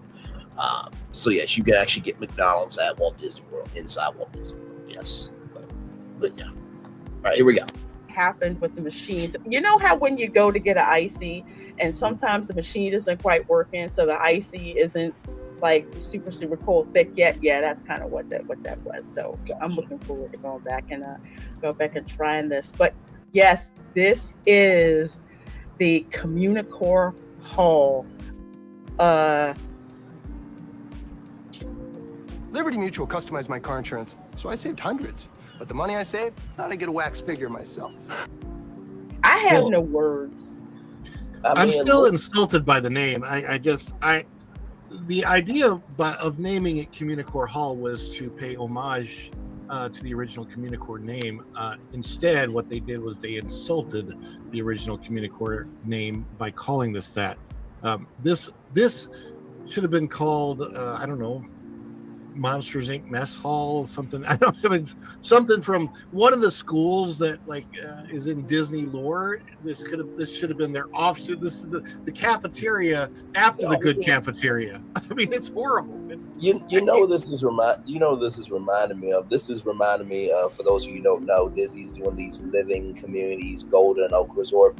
This looks like a concept for a mall brand for Disney. And this is like the main hallway for this mall if they were going to make this a franchise across the country, because you got all the different shops or different lounges there, but that's what it looks like. It looks like a Disney mall concept. It's far worse than any mall that I've ever been to. And this thing, it's so blank. It's so boring. And wait till y'all see the when you concept. walk in, especially given be. what it used to look like back in the day, with the cool carpet and the colors, and it just looks so inviting. Like, hey, I need to get away from people. Let's go over here. You know, the worst part of this great is space. that it replaced a space that already existed in basically the same footprint, takes up the same area. It's so weird because it was supposed to be a festival center, but this indoor space is not quite big enough to truly be a festival center. So, yes, and I still say there is a potential fix to this entire area, and that is to cover the grassy knoll outside where they have the quote unquote Beyonce stage. If let's say that they did a glass roof enclosure over that large space and then air conditioned it, it would be a massive size festival center that you could actually do festival things with. Like, do you remember, Lorena, when they used to actually have chefs coming out and doing demonstrations at the Wonders of Life building and all that kind of stuff? They used to have all kinds of things. They used to use Wonders of Life as a festival center, and then they moved it to the World Showplace for a while, and now they've got this, and it's like the Odyssey is not quite a festival center because that's not big enough, and now this space is also not quite big enough, and then you've got this grassy knoll outside that could potentially hold up to like 500 people. I want to say you get a big crowd out there, but you put it outdoors and you've got nothing out there there's no seating, it's hot, you put shows out there. They got some pop-up umbrellas and don't do a damn thing. They don't do anything. And if that space were enclosed, it would make this whole area a very large festival center. And I know it wouldn't have the really cool 3-tiered thing that we were supposed to get, but it would still be a heck of a lot better than this, and you could put a lot more decor on the inside. You could put the piano player back. You could have wait till y'all see indoors instead of outdoors, where nobody wants to gather. Concept art compared to this, it could be better. And they don't really have to change anything to fix it. And that's all made out of gingerbread. They just need to fix the space. You hire interior decorators who know how to transform a space. Like, think about the space at the Red Coconut Club, okay? How they change that depending on what seasons, what's going on at the park. You get the right talented people in here. You get the event planner from the Four Seasons, or any Hilton. They will completely transform this space so it doesn't look like a concourse at the airport or something like that, where it looks like, I can't believe this space is here. Because this just looks sad. Look at this little ball in the middle and there's nothing going on, and just dude looks like I'd rather be somewhere else. I do have to say it is quite sad because when I look at for example, Extreme Makeover Home Edition, with Ty Pantez coming back on January 2nd on ABC, I think. They really give their all. Like, they literally sit down with the families, figure out what they like, what they don't like. They do this. And yes, they did. To me, honestly, too, if you really want to involve the fans, be like, hey, you know what? We had this community core hall space, and we were going to do this, that, third, but we're missing one thing. It's you. Communication is about communicating with people. We're going to throw, and I remember Ridley Pearson did this for the Kingdom Keepers, for the final book. He will allow kids to write certain parts of the book, and then kids will vote on it. So take some concepts, put it out to the people, and make Community Core Hall based on the votes of the people. I know that's using common sense, but at least, if the people vote for something that doesn't look good, you can say, hey, we gave y'all options. Exactly. You know what I mean? Yep. Is that supposed to be Figment? Yeah, this is So what what you're looking at here, Ron. this is the concept art for the exact same space that you were just looking at.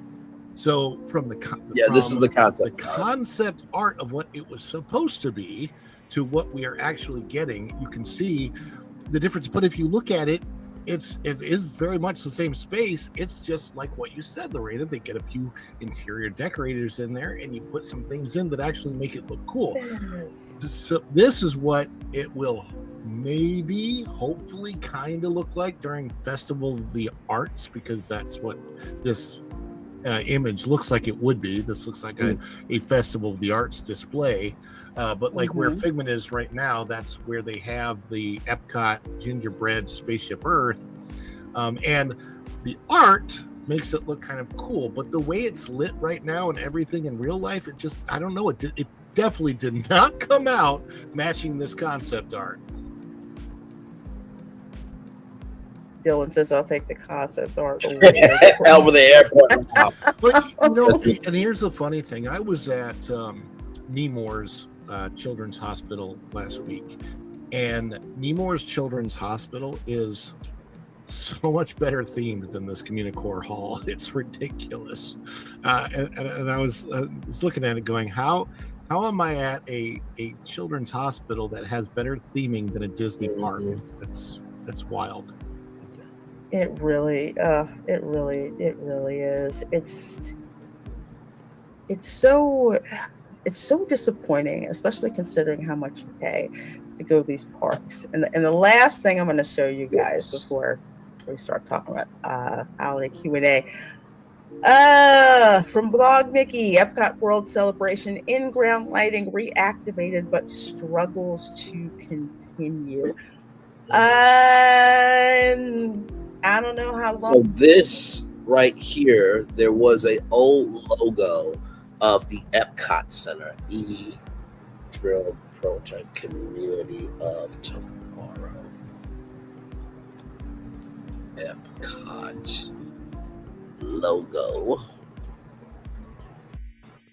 So here is what this was supposed to be. So this was Communicore Hall, right? So they tried to recreate that. They try to recreate this onto this. And so it's supposed to be lit up like the old logo from back in the day, but it's just little sparks, and Disney did not do their job. Oh, this is gonna last. So it looks like they've got some of it, I'll say strategically placed to light up, but I'm wondering how long this is going to last. So coming from Blog Mickey, following up on our report that Disney appeared close to reactivating the in-ground lighting in World Celebration Gardens, Disney has indeed done that. While visiting Epcot tonight, yes, that's from last night, 29th, we noticed the lighting was reactivated after being turned off completely during recent visits this fall. No, it was not turned off completely because there were little. Thank y'all for the 11 likes. Appreciate y'all. Like, hey, I'm still here. So they didn't turn it off. It just wasn't working. Wasn't working. Right. Which is, there's actually. Getting 8 ads every 20 minutes is actually diabolical. Meet Pi, the ad blocker that actually works on Twitch. Some similar issues up front with the upfront fountain has had those blinking issues too, with some segments of their lighting up there and segments of lighting back here, and this, oddly enough, is without even, it doesn't even have a fountain where it was supposed to have a fountain right there. It's I wonder if they cleaned the mold, because there used to be mold hanging out there too. It was pretty. Yes, these strips and I took pictures. There was like black mold in there. Have never seen that when you had the fiber optic lights in the concrete, because that was sealed off to make it waterproof. Yeah. These lights were never working. So I don't know how long these are going to be working. I'm going to be at Epcot Monday night. So, the game we like to play when we leave the park, let's go see if there's any lights that are working there. I don't know. I don't know how long that's gonna last. If they don't damage it with pressure cleaning, how are they going to clean it? And is it going to be effective? Because if the mold comes back, because black mold is hard to kill, you have to stay on it. I don't know. But this is something that never should have happened in the first place. You know. Well, there's another problem with this lighting is that this lighting actually only looks really, really cool from a place that nobody can get to. You can't be a drone and float up and look down on it. And it does. It looks better from above, but that's not where the guests are. Right. No, they're not. And this is one big outdoor Starbucks. I kid you not. That's exactly from not covered. From what it looks like, I get the whole communal core because that was a logo back in the day, but they got how you have light up shoes from Skechers. It would have been cool if they could have made the bricks also colored, where when you step on it, it also changes the colors of Spaceship Earth. Once again, not an Imagineer, okay? No, I'm not that intelligent with engineering. Creative, yes. Engineering, no. Still, I feel like that would have been a little bit better. That would have been cool, and that would have been that would have been really cool. And then I think, as an engineer, I'm just like, okay, so what's your operations and maintenance going to be on that? Is it going to be able to handle how many PSI per square inch being walked on repeatedly? And I don't think that the Imagineers took that into account, or if they did and they were vetoed, because I've seen that happen too, where if you're an engineer, you say, look, you can do this, but it's not gonna last. Right. We're gonna do it. Well, the Imagineers that work on this, I know they come over, they fly over, they come to Florida, but I feel like the higher ups, the ones making the decisions about all of these things, they don't live here in Florida. They live in Burbank, California, and at least for all this new stuff, they seem to have not really taken the weather into consideration a whole lot when it comes to what they put into Disney World the last few years. And Florida weather is so different than California weather, and our outdoors atmospheric conditions, it's just different here. And it's just like that outdoor space in front of the Communicore Plaza. Did nobody take into consideration that people don't want to stand outside in 100-degree heat for the majority of the year to watch a show where people are singing along with the music from Encanto and not actually even singing it? It's just playing from a video, and then maybe they'll bring a couple characters out at the end to dance with the crowd. It's so weird. That whole show, the Encanto show that I was looking forward to because I was hoping it was something very different than what it ended up being. I'm like, this is at best Six Flags level, and I've been in Six Flags shows, so I should know. It was definitely not Disney level of entertainment by any means. And that's not to diss the performers. They were doing, they put out their best. They did all that stuff. It's just, it wasn't the show itself. The production of the show just was not what it should have been. No, I think honestly too, with Epcot, was supposed to be originally supposed to be an experimental prototype community. Tomorrow was actually living, breathing, creation and everything in between. But then they decided to do this modern, World's Fair. And I know they have the Festival of Arts. I know they have the, Food and Wine Festival. But I think an Epcot Communicore Festival would be cool to bring in HP and ASUS and different technology entrepreneurs. It could kind of be like a CES, but it could be for everybody else. For goodness sakes, even the Disney Park Christmas Day Parade used to be live on ABC. Y'all can't do a, arts and crafts type of thing with Hobby Lobby for a weekend. Oh, they definitely wouldn't use Hobby Lobby. Those very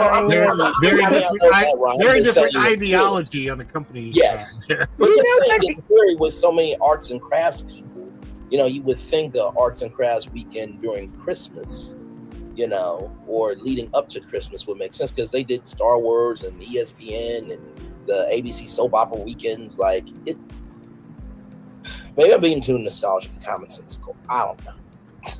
You know, it's funny, Braylon, that you should mention that about arts and crafts, because I set up a pickup order for Michael's Arts and Crafts. Mm-hmm. And why is it after I submitted my order, they tried to get me to get Disney Plus for $3.99 a month?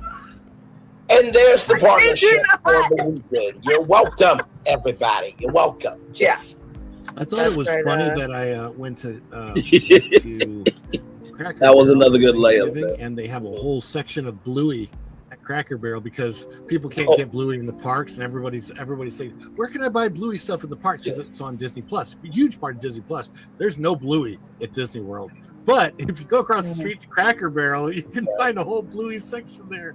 So if you're on a Disney vacation and you want Bluey, go out of Disney World, go to Cracker Barrel. It's on 192. There's a whole Bluey section. Go to Cracker Barrel or go to the Walmart, either the one right near Universal or the one on 192 right near Disney, and they have all your Blu-ray and theme park merchandise. How the heck they only got the rights to broadcast the show and not to bring that into the park? Yeah. Total freaking miss. Go and show me things. Experts, yes, for sure. Oh, I'm sorry. Yeah, we're just saying. We're not saying. We're just saying. Go and Choki, thank you for that $4.99 super chat. Says every wall should have a Mary Blair mosaic for the different countries in World Showcase at minimum. This is a library common room. Man, if they had a Mary Blair mosaic for every country in World Showcase. And I think I know which one you're talking about, Golden Shogi. In the contemporary, if I'm not mistaken, I think that was a Mary Blair one. Yeah, it is. Yeah, Grand Canyon Concourse. Yes. So cool. It is. It's actually, I mean, it's so themed to the contemporary that their style of gingerbread decor, house, whatever. It's like their house. It's very it's Mary in Blair that style. Mary Blair style, where it's like 2D layers in 3D, and it's the most different gingerbread thing that you'll see at Disney. Although I love the Beach Club and the carousel and the wilderness. Carousel is. Yeah, that is on point, and it's different. It's like it's 2D. It fits in very much with the contemporary, including the 5-legged goat, which I like to try and spot at the gingerbread house. And 49 cents is high gain from a current CM at WDW. And you know what? I'm glad you brought this up, because I always re-emphasize to people. I love the cast members at Walt Disney World. Please do not conflate This is very true. Sitting in Burbank. Those cast members were extremely hard. And the cast members at Walt Disney World, because the cast so many members, families and multi-generations and correcting a lot of the crap that Burbank messed up. They do their damn. It would be an absolute mess. So I love the cast members.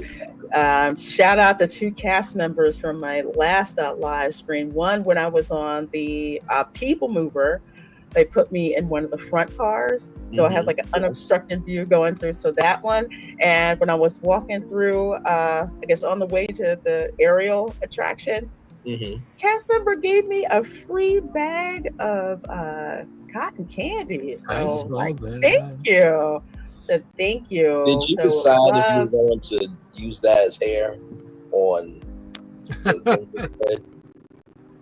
Which one? Did you decide if you were going to use the cotton candy as hair on the gingerbread? Because I thought that was said in the chat. I did, but that didn't land. That cotton candy was gone.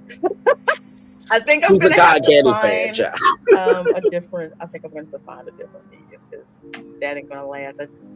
Cotton candy doesn't last. I'll eat that sucker. I will so eat that sucker. Glad you think that it was fun, and a great question to kick off talking about theme parks for the holidays. And I am actually glad Grogu brought this question up. Said, I thought about taking a trip to Disney, and my wife and I thought about staying at the Grand Floridian. Is it worth it? Worth it if you get a discount. But I know, honestly, when it comes to, I don't think that it is for what they charge. That's the thing. The monorail resorts, and especially the Grand Floridian, for how much they charge, it's not worth it. If you want that level of service, I suggest the Wilderness Lodge, which is literally a boat ride away. The theming is gorgeous. It's absolutely gorgeous. Everything is inside the building. At the Grand Floridian, you're going to have to do some running around from your particular Grand Floridian building Grand Floridian to the main building. rather. So I always say that the Wilderness Lodge You'll get a workout and on the your Animal vacation. Kingdom Lodge are great places to stay, location-wise, for bang for your buck. If you're talking about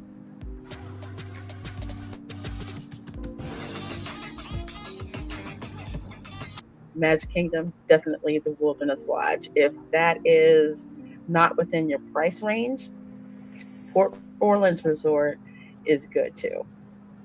You have a boat that goes from Port Orleans to Disney Springs and back, so you have access to all of those restaurants. And if you're talking about value, I love Art of Animation and Pop Century. They're right there together, and you've got Skyliner access. So when people say worth it, it's if you really, really need to be at the Grand Floridian and you're just like, that's the only one I want, scour for deals. What's wrong with paying $1,700 a night for $1,700 a night? No. It is nuts. Like, and you lose. You for get the holidays, if you're staying at the Grand Floridian, I'll tell you one thing: you're not going to be able to go through the lobby at all. I made that mistake when I booked the trip. I got it bumped up in room class, and then I figured out why they did it. I could not just go to the lobby of the Grand Floridian and just chill and listen to the piano player and hang out with the big huge tree and smell the gingerbread house. No, because everyone wants to go to the Grand Floridian. Or just sit back and listen to the big band. Oh wait, no, we can't. No band anymore. No band anymore. No big band anymore. I will say this. Back in the day, Disney was more about the experience of the parks, and now it's about the modernization of the parks, the war of art and commerce. And what I usually see Reina Creole do is that she will just go to the different resorts. So if you stay at any one of those resorts, you're still getting the experience. And not to mention too, you can still have more money to do other things. Honestly. Yeah. So I would just go just to that resort that's more feasible, and then you just have the Grand Floridian for your whole vacation. You can always crash a resort, man. We spent my wife's 50th birthday at the Wilderness Lodge, and it was great. So we were at the Copper Creek part of it, and it was actually, I think it was a DVC. I really have enjoyed watching this with y'all. Like, this was really a good time. We're almost at the end. And you can see at least the tops of the fireworks from our room. They also have dining packages, like Fantasmic and 53-year-old show. Maybe some other show. The water parade. Yeah, the electric water parade, and we had a room overlooking the pool, and we were on the 6th floor, so it was amazing. I will say this: if I ever become a multi-millionaire, I will definitely stay at the DVC, the first DVC building at the Grand Floridian, in one of their grand villas. If I can get the one on the 6th floor, that would be the prime place to stay at Disney World. It's things like $5,000, $6,000, $7,000 a night. I'm not sure how much. It's a lot if you pay for it by the night, but it's over 3,000 square feet, and it's like having your own little private mansion at Disney, and your balcony goes all the way across. Like I don't know how long that thing is, like 100 feet long, and you can go out there and watch the fireworks over the castle from your own private balcony, and it's like that would be lap of luxury type of stuff. Yes. I used to work there. I worked for DVC. I was a cast member, and every time I got That a is the chance to timeshare. work y'all, at that for building, Disney. so I could You have a show timeshare, always have the one. 3-bedroom Grand Villa, I would do it. I'd be like, yes, because now I've got a key to the room. It was awesome. Yeah, they do. They do have the Good Neighbor hotels. Yes, absolutely. The ones on, I will be specific, the ones on Hotel Plaza Boulevard. And the reason why is because of their proximity. They're right there on Disney property. Hotel Plaza Boulevard. And you can Bonnet get Creek. extra There's magic also the hours, Bonnet like Creek 30 resorts minutes. as well. It used to be But 1 if hour you to the park, completely and up to an want additional 3 hours. Disney but theming and not being perks that you can get at overcharged Disney for that theming. Good Neighbor Hotel. So that's what Animal Kingdom Lodge, Wilderness Lodge, Port Orleans Resort, and the Pop Century / Art of Animation resorts. It is insane how themed Art of Animation is. The only problem with Art of Animation is lots of folks want to stay there, especially if you have the money to stay at like the Grand Floridian or the Polynesian, and you're just like, no, they're not worth it. So we all wind up crashing the Pop Century. So for real, you'll go to the Pop Century and you'll see a bunch of luxury cars parked there because they're staying there. No, I sent a link in the back chat. I don't know if people know about this brand, but it's almost like an Airbnb Verbo, but it's called Vitel. So it's like a villa / hotel, and it looks really. They have some very nice accommodations. They also got like Disney themed, and, Universal theme. They got like a Hasbro themed one. It's really. There's really another one, and it's near Claremont, and they're almost kind of like the same thing. I get exactly what you're talking about. And these are really, really great alternatives. The only thing that I would say when you consider one of these is to consider how much transportation that you're doing and the time from commuting from there to the park, because that is something to consider. If you are cool with it, it's great. You will save a lot of money.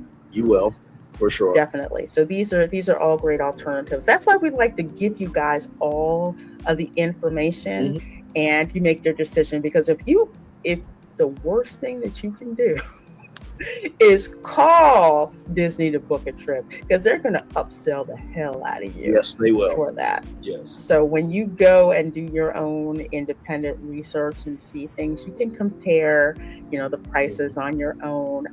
Also, my favorite site, which is mouthsavers.net. I've used it for years. Legendary. They give you tons of information and discounts, especially mouthsavers.com. I said .net, especially this time of year. Yes, that's a legendary. There's discounts. And Rambam 3000 said, what did you say about discounts?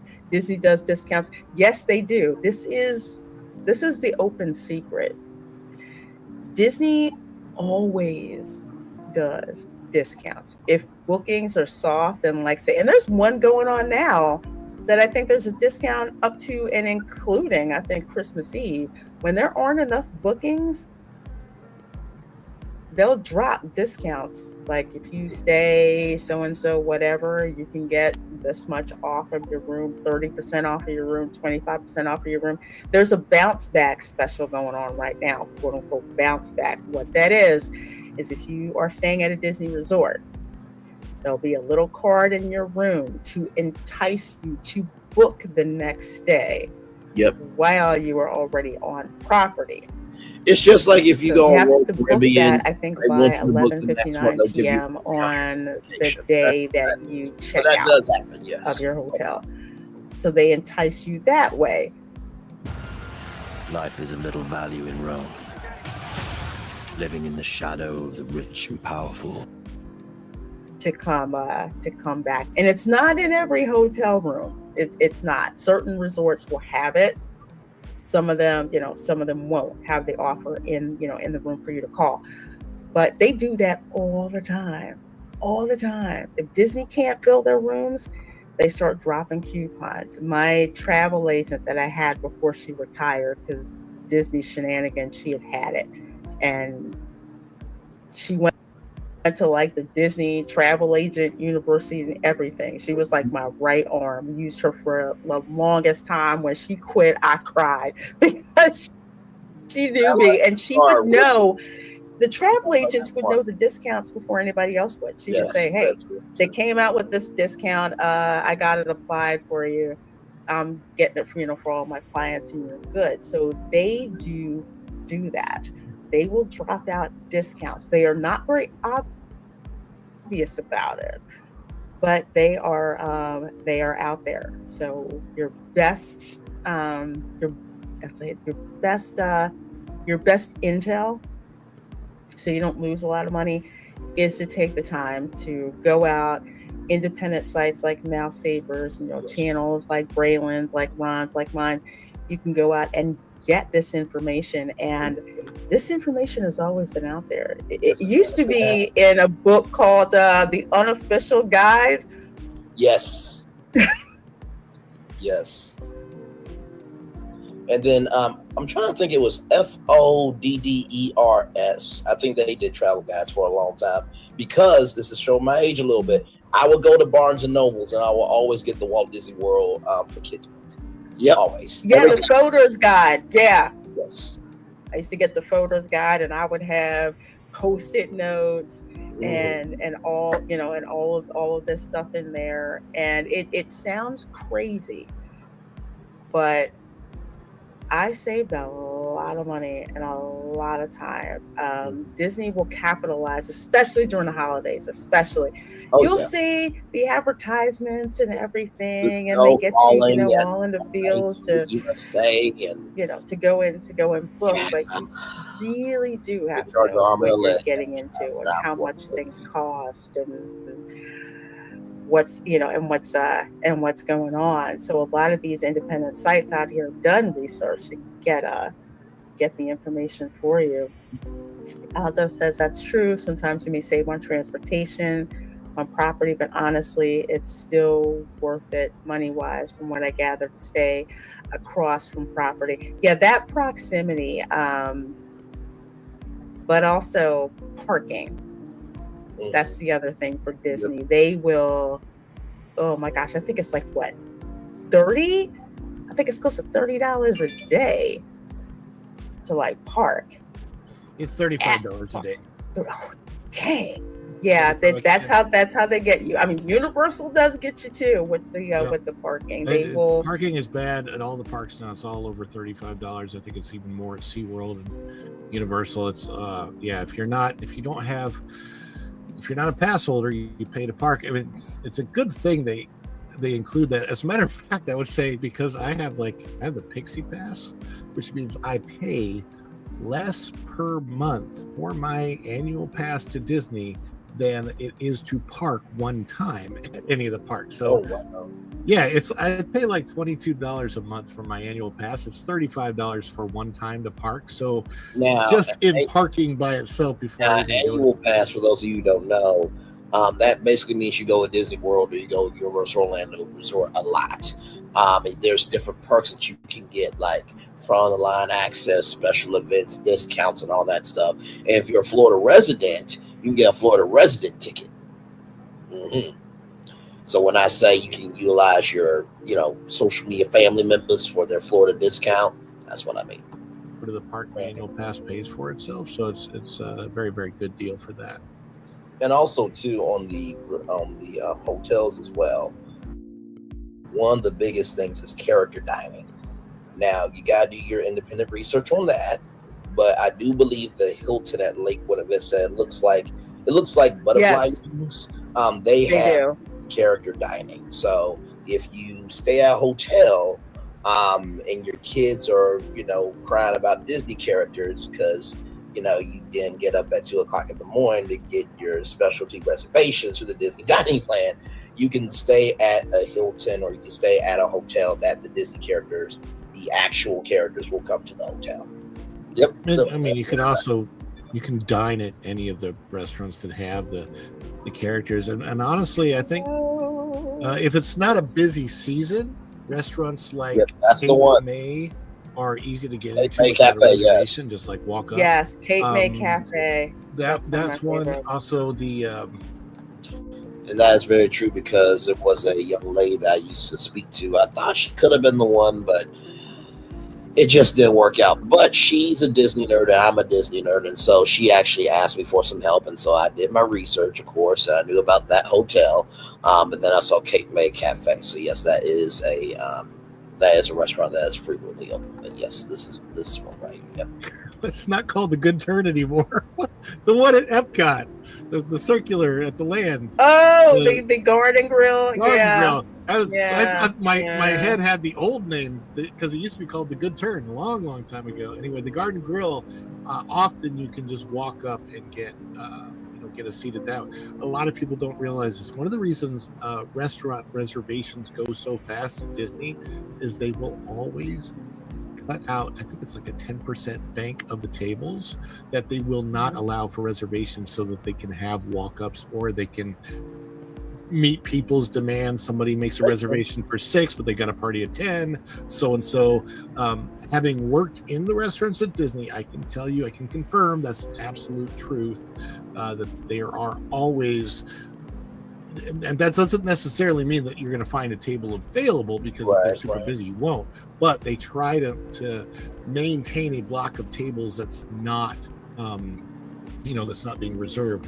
They also, of course, will staff accordingly. So if you have a restaurant that might be staffed down and only has 12 out of its 16 sections open, that's going to happen too. But you might find a table that way.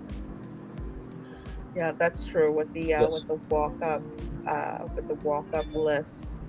Unless your beaches and cream, and I can tell you right now, getting a walk up for that one, it's not going to happen. It's too small of a restaurant. Exactly, it's too small.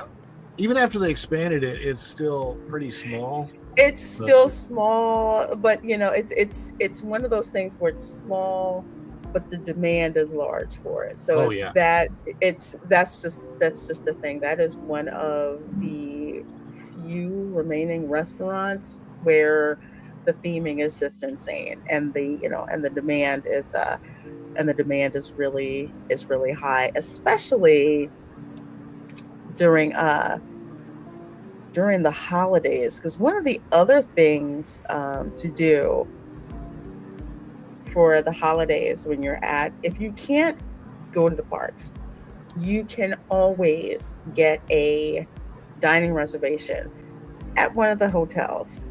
Yes. Although if people are Disney resort guests, they've got to jump on you with getting the reservations. I think it's a 90-day window? I think it's I will tell people 90 to 60. The secret to getting a reservation that you did not get 60 days out is get it the day of or the night before, because that's when people cancel. That's a good tip, many people, a lot of people don't know this. People make 2 or 3 dining reservations for the same time to make sure that they get the restaurant that they want. And then they realize, oh my gosh, I've got 3 reservations at the same time. And so they have to cancel, and you have to cancel a certain amount of time beforehand in order to get your money back or not get charged for it, right? So either, I will tell you, when I got Topolino Terrace, right? Topolino Terrace is extremely hard reservation to get for breakfast. Yes. So going into my wife's 50th birthday, remember I told you I stayed at the Wilderness Lodge? There were 2 things that I wanted to do for her, and that was Artist Point, the Snow White, dining with Snow White. I got that reservation literally 2 days before we checked in. And Topolino Terrace, I literally got at midnight the night before. I was like, you know what? I'm just going to go in and check. And sure enough, there was an 11:30 a.m. reservation for the next morning that dropped at midnight. And I picked it up, and I was like, this is awesome. So for that day, for that whole birthday experience for my wife, I was able to do exactly for her the restaurants that I wanted to, and it worked out really, really well. Obviously, there are no guarantees. I can't guarantee any of this, but for the suggestion, if for whatever reason you don't get the dining reservation that you want, for example, Cinderella's Castle, just check the night before or check at 7 a.m. the morning of, and you're much more likely to have the opportunity to get that. Agreed, because I will say I am, how do I put this? So I have a reservation for Christmas Eve over at the Whispering Canyon Cafe for myself and my extended family. So there's 7 of us, and it's at a time that is much later than I would like. So I keep stalking. As you can tell, to see if we can get an earlier reservation. I don't think that's going to happen. It's fellow people time. Considering how popular that restaurant is, it's not just for the restaurant, but for the resort, how it's decorated. So another thing you can do, Lorena, is at 4. Is it a dining? Is it dinner? Like yes. Dinner time. Okay. If you can, at 4 p.m. go up to the host stand and find out if there's any availabilities during that night for an early reservation. You're very, very likely to be able to get one.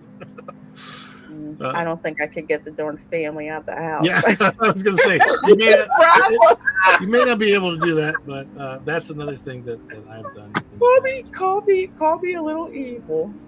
But if you have some relatives and you know who they are, where they would be late for a free lunch and for some reason think that whatever time that you told them means like 30 minutes to an hour than when it's supposed to be.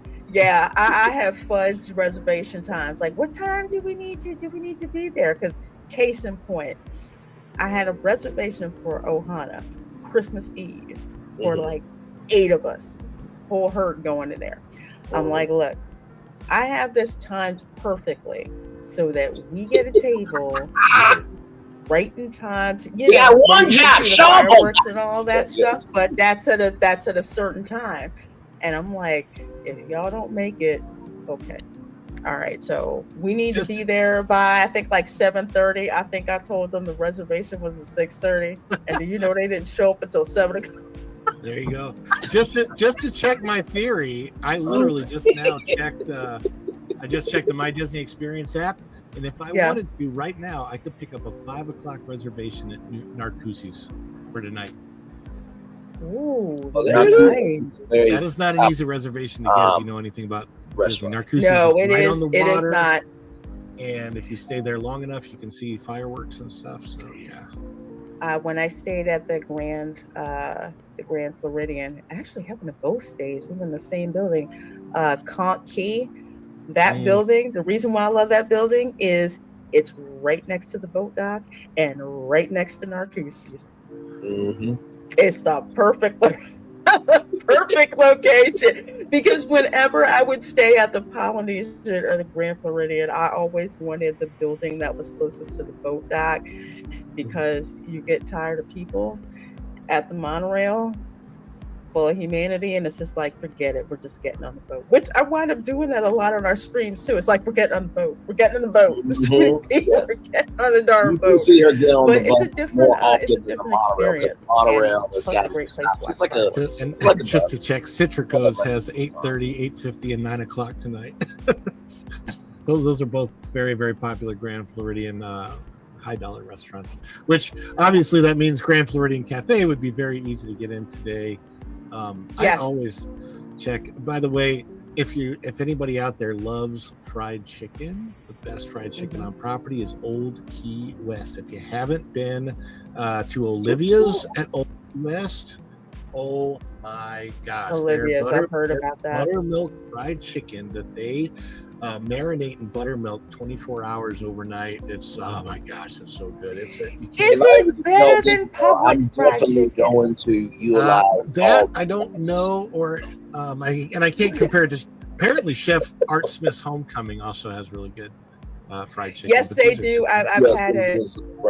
I've had it. Chef Art's. I went there. Chef Art's Florida Homecoming Kitchen. I ate there, and I swear it tasted like my grandma's food. it was so good. I was almost like, is my grandma in the kitchen? My auntie in the kitchen? I mean, we're talking like mashed potatoes where you can see the butter, you know, in it, and just and the fried chicken. Oh my God, it's so delicious. Yeah, it is.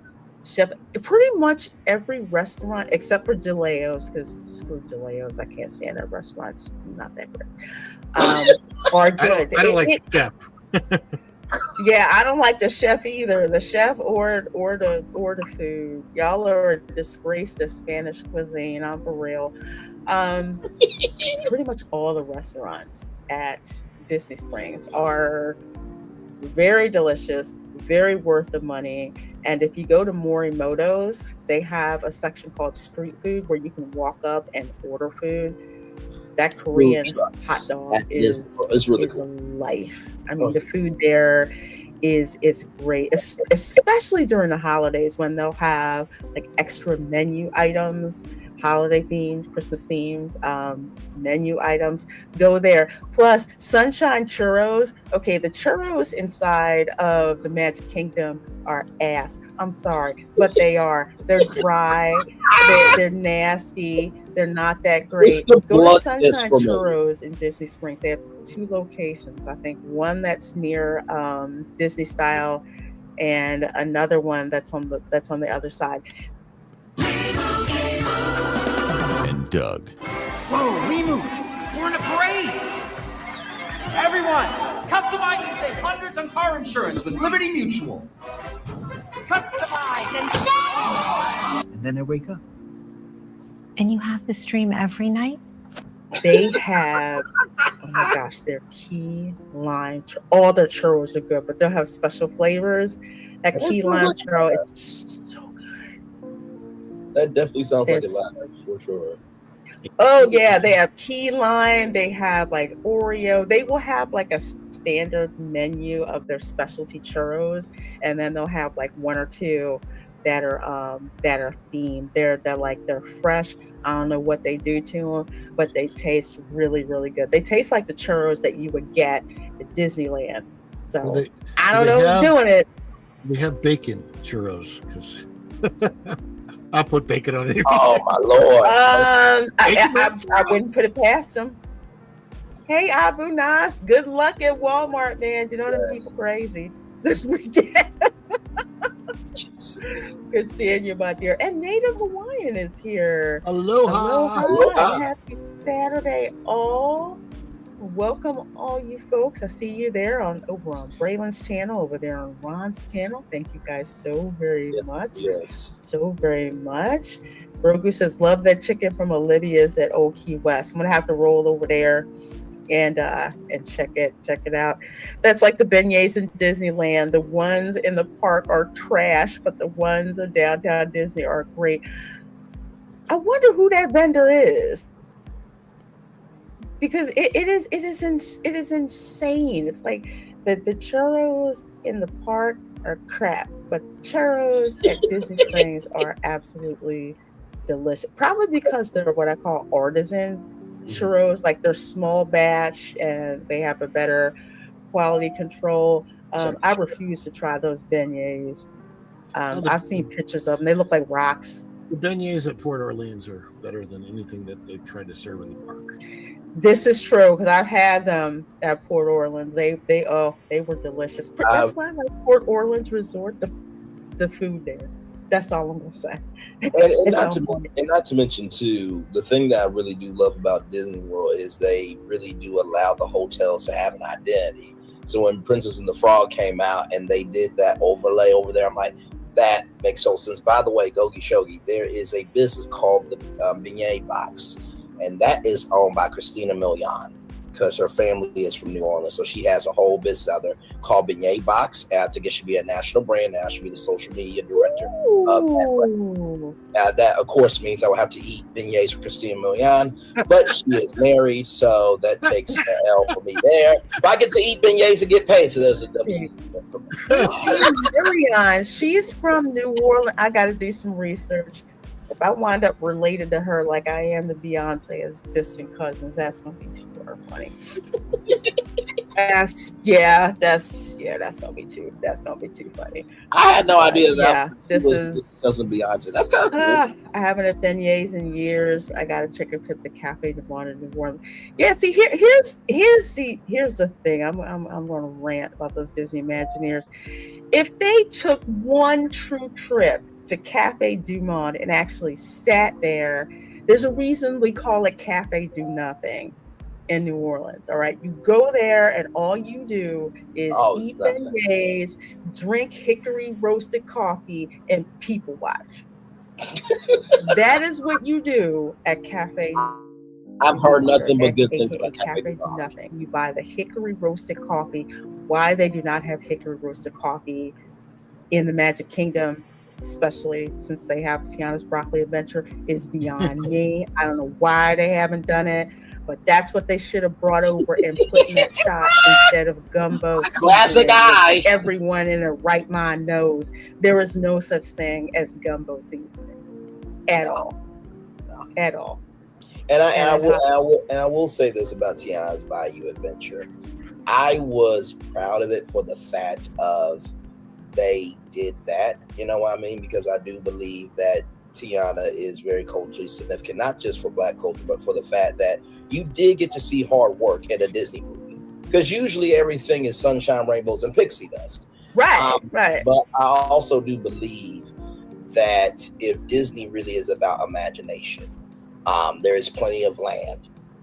And I do believe that Princess Tiana is bigger than everything. Oh, yeah. So I'm happy the attraction is there because, you know, kids who never saw themselves to be of royalty can have that ride. And also adults too. We want to feel like royalty too. So I'm glad that the attraction is there. But I do understand why everybody believes that should be its own attraction. And for me, I had to really sit with it because when I heard that you guys called it broccoli, I'm like, back in the day, we were strange fruit. And so now we're in 2 Disney parks, you know, on both coasts. So we made it a long way. But of course, when you're a theme park nerd, you are about the storytelling and the energy of how that translates to the audience. So I had to be with myself for a minute. But yes, I do. Yeah, I'm a big fan ahead, of Princess. Well, I love Princess and the Frog. I think it's a great property. The songs are phenomenal. It's the last hand-drawn animation property. And that's one of the things that I don't like about Tiana's Bayou Adventure is Tiana doesn't look right. Like Tiana, like they did a disservice to her. Her animatronic doesn't look right. The one time she's animated in the ride, it's not even 2D hand-drawn animation. It looks weird. And I'm like, you know, especially the way they're now wanting to do Cars and take out Rivers of America and all this. And I'm like, how perfect would it have been to use Rivers of America and the boat, which, by the way, you see one just like it in the movie, a steamboat, come up, and they could have transformed all of Tom Sawyer's Island into a New Orleans. That could have been had the ride go around the island and you pull up. You actually, like, in my head, it's a slower, dark ride that actually makes you feel like you're on a bayou and not sliding down a mountain. And it has more of the story of, like, the story is so convoluted.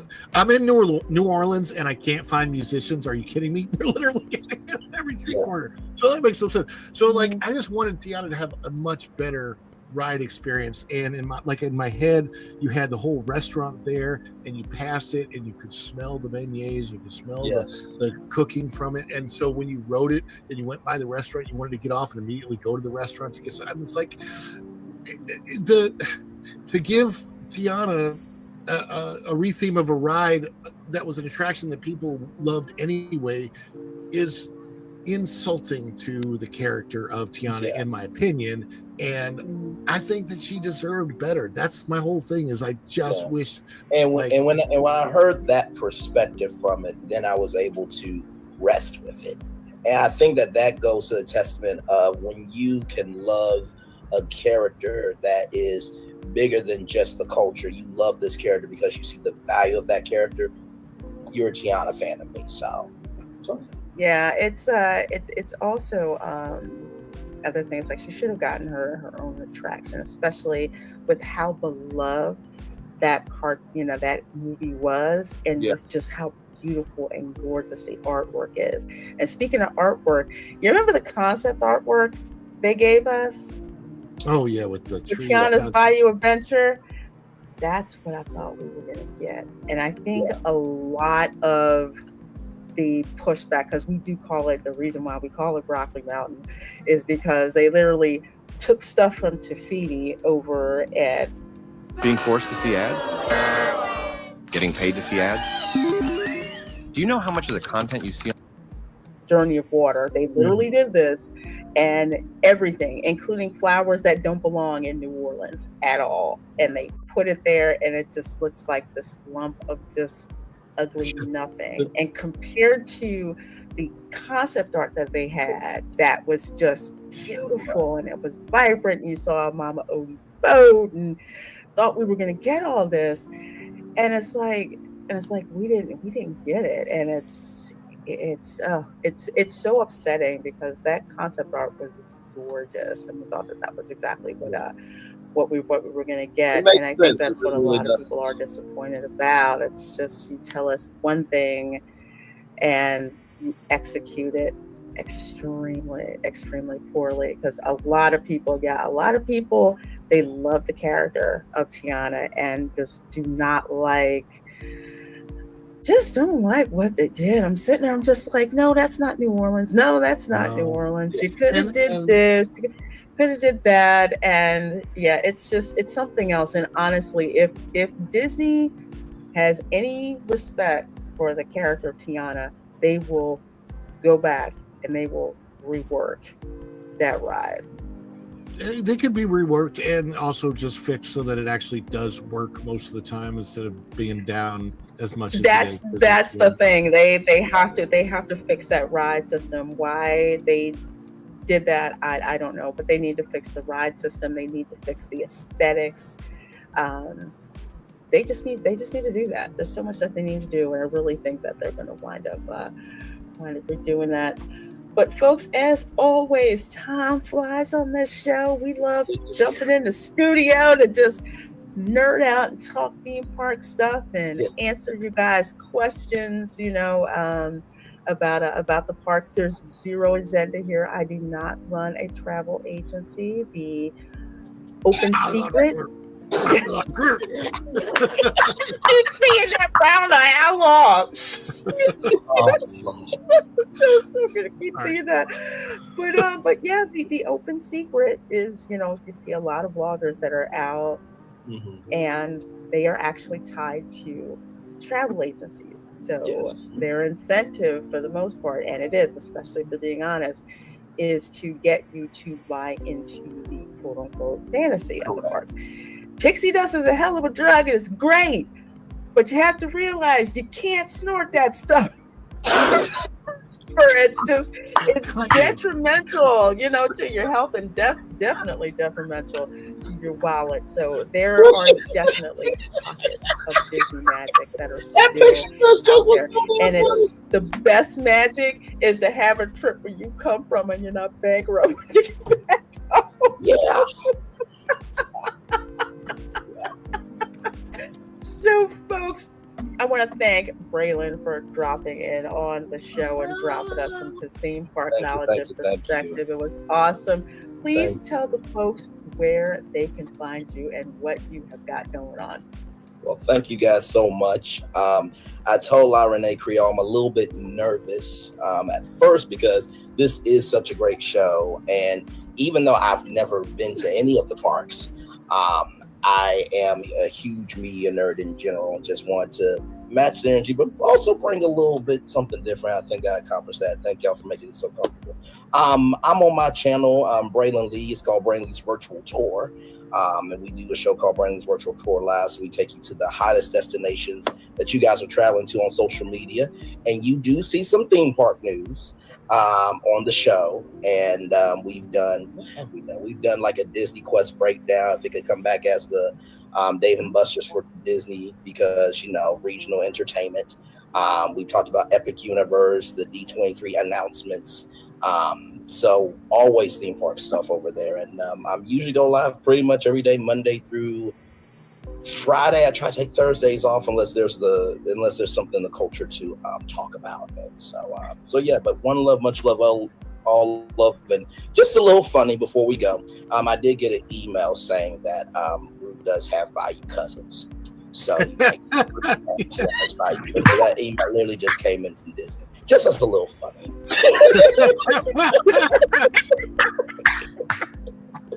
Y'all know I love this energy. Braylon has such great energy. So I definitely look forward to bringing her back on the show at a future date for real. So folks, make sure you go out there and you do subscribe to Braylon's channel, up and coming. You want to jump in on the bottom floor, you will enjoy it. I usually don't. I do a lot of stealth watching. So you may not see me there, but I'll be watching and happen to drop in the Braylon's channel. And I'm just like, this is so interesting. So I'm like, hey, how you doing? And it was kind of like, Lorena's in the chat. Like, okay, maybe I should. Because I don't like throwing people. I don't like throwing people's. No, it is all good. And let me tell you, when I cover theme park news, I do not play. So I bring up articles from the past and connections and stuff. Even the Marvel Superhero Island, they are able to utilize those characters because of the time period, but they cannot use any other characters. So that media brain that's braining all the time, that is in my theme park coverage on my channel. And believe me, it's that. All right. Yes, Amanda, I am interested. I'm gonna have to check out the video. So what she's talking about is Magic Candle Company, and I do have an affiliate link to Magic Candle Company and a discount code. Although the discount that they have going on right now for 25% for Black Friday is bigger than the discount that you will get. Here's a hack to save you big on Disney theme park tickets, because Undercover Tourist has incredible savings when it comes to Disney theme parks. This includes the Walt Disney World Resort and the Disneyland Resort. And you can save up to $258 when purchasing tickets to Disney theme parks. And not only that, but Undercover Tourist offers a best price guarantee and a 365-day return and refund in case you got to change your plans. And they make it super easy. Once you've purchased your tickets, you can easily link them to your My Disney Experience app or Disneyland app. So if you're planning a theme park visit, save yourself some time. Go to undercovertourist.com and get the same theme park tickets for less. That's very true. So I would definitely say go check it out. Magic Candle Company is a local company. They do white label products for SeaWorld, for Universal. Disney decided to go with Sensi, which is a multi-level marketing company, and I'm Sensi's a big not. Yeah, I'm not happy they did that. I'm like, you have this local company, why not use them? But no matter, they're doing really good, and the scents they have are absolutely incredible. You can find them out at the at SeaWorld, at Universal. They are a little bit more of a markup than on their site because they are, themed to the parks, but I'm working on a cheat sheet to tell you which ones those actual scents are. Like Creature from the Black Lagoon. Yes, they have a candle for that. That is actually the Jungle Boat scent at Magic Candle Company. So you don't have to, maybe I should, either way, they're going to get money. You don't have to buy it at the markup at the parks. So again, I'm working on that cheat sheet, and I'll have that ready for members probably early next year. I was going to say with Epic Universe, there might be some new scents, and Villains Land, there might be some new scents. So, new stuff is good for everybody. Yeah, new stuff is great. And I love talking about that company. Again, they're a local company, which reminds me, I think my monthly fragrance oil shipment just hit my mailbox today, so to go and check it out. They do have subscriptions, so do check them out. Magic Candle Company. I've got the link in the description box. # not sponsored. I can't believe I actually get to say that, but # not sponsored. I get an affiliate link, but no, they're not sponsored. It's just if the products are good And I've used their products for over 2 years, so they've been very consistent. So I like shouting out stuff that works and stuff that I think everyone will enjoy, especially if you cannot get to the parks. You can have your house smelling like Pirates of the Caribbean.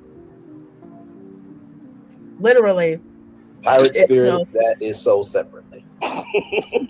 Yes. Maybe a little top of rum actually that's on it as well. Ron, what do you have going on? Let folks know about.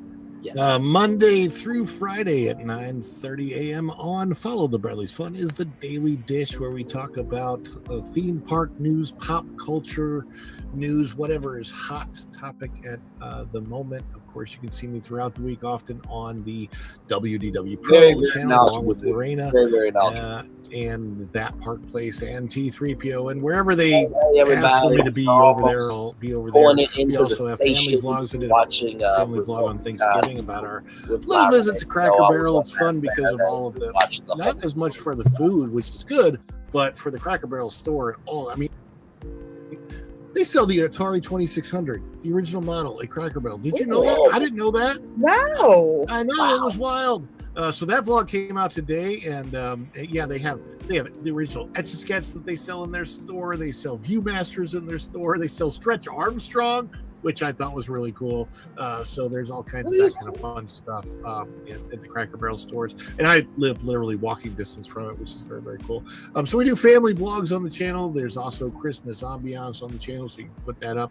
And I am working on a lot more news analysis, news commentary, news opinion related stories. That those will start. There'll be a lot more of those on the channel that are I'm excited to, like, for Ron. Daily Dish and I'm really stuff we do on that WDW Pro channel and those types of things. So we're kind of switching gears more towards that because that's what the audience wants. So I'm all about giving the audience what the audience wants. So Follow the Bradley's Fun is the name of the channel, and it's not, I should put that in the I always forget to type that here. But yeah, it's not Ron Bradley, it's Follow the Bradley's Fun.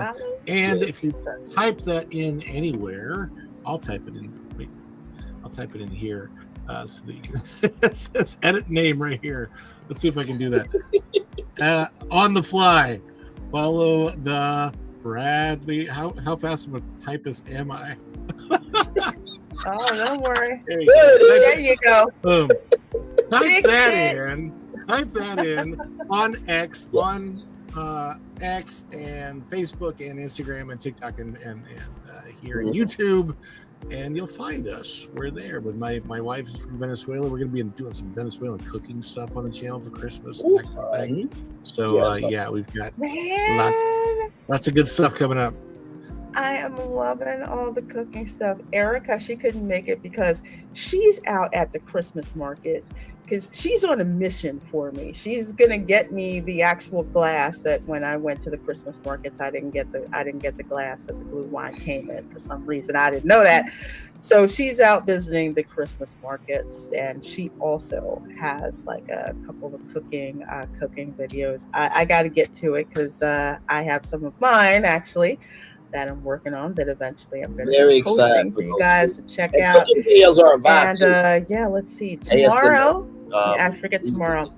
Tonight at 8 p.m. Eastern, the watch party for White Chicks. Retro Nerd Girl and we are going to be watching one of our favorite movies to watch. Forget BMPC. I love this darn movie. So we'll be watching that at 8 p.m. Eastern. Good to see you, brother. Hey, good to see you. Is the Florida show. We will have Florida Man Bingo. Basically like bingo, but we have squares for different Florida Man activities like DUI, Grand Theft Auto, petty theft, golf cart assault.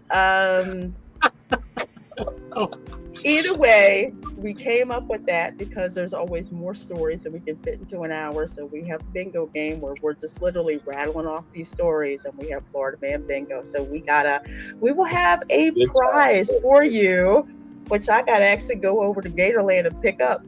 So make sure you drop in for that. And of course, Monday, I will be streaming live from Epcot. We're going to be checking out the glittering greenhouses over in the Land Pavilion and seeing if the lights work at Epcot. And if we have time, probably going to hop on over to the Magic Kingdom, as they do not close until 11 p.m. Yes, late night.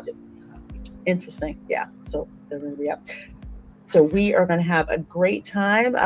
Again, working on cooking videos. Some of you guys are interested in that. So I'm probably going to be dropping those for members as well, with the different dishes that I make for Christmas, and also the homemade spice mixes that I make as well. And speaking of current events, I'm probably going to lose brain cells, so I'm going to have to do some extra reading. I may actually start deconstructing The View, because the crap they spew on that show, I'm just like, I'm sorry. You said what? No, wait, no. Oh, no. Yeah, we gotta break. I covered two moments from The View. One of them was Whoopi saying that she was a working woman compared to her EGOT status. And then for her birthday, she had a face of herself on some cheese, and she said out loud on national television in front of a live audience and Brian Teta, who's the executive producer, she said she likes to be eating from time to time. And Sarah Haynes walked off the camera. I'm just like, wait a minute. I know the control room and Brian Teta and the executives, because, sometimes executives, they'll have the TV shows, out their boardrooms and, offices. And I know they just had to be like, yep, that really was just said on ABC. Okay, just another day at work. There's just something fermenting in my brain about The View. So make sure you're subscribed, because I just may drop a video where I basically EFAP what The View does with their hot topics. I guess they drop highlights on YouTube. So I may be there with a glass of wine, breaking that down and doing some kind of chaser at the end to restore the brain cells that I lost. But, if it helps somebody else, I'm good with it. So watch out for that. You guys, as always, have been amazing. Thank you so much, Braylon, for joining us. Thank you, Ron, for popping in on the channel. Erica, we miss you. I hope you drank lots of blue wine for me and did not spend too much at the Christmas markets out there in Germany. You all take care. Make sure you're subscribed to Braylon. Make sure you're subscribed to Ron. Make sure you're subscribed to me. And we will see you all next time. Bye.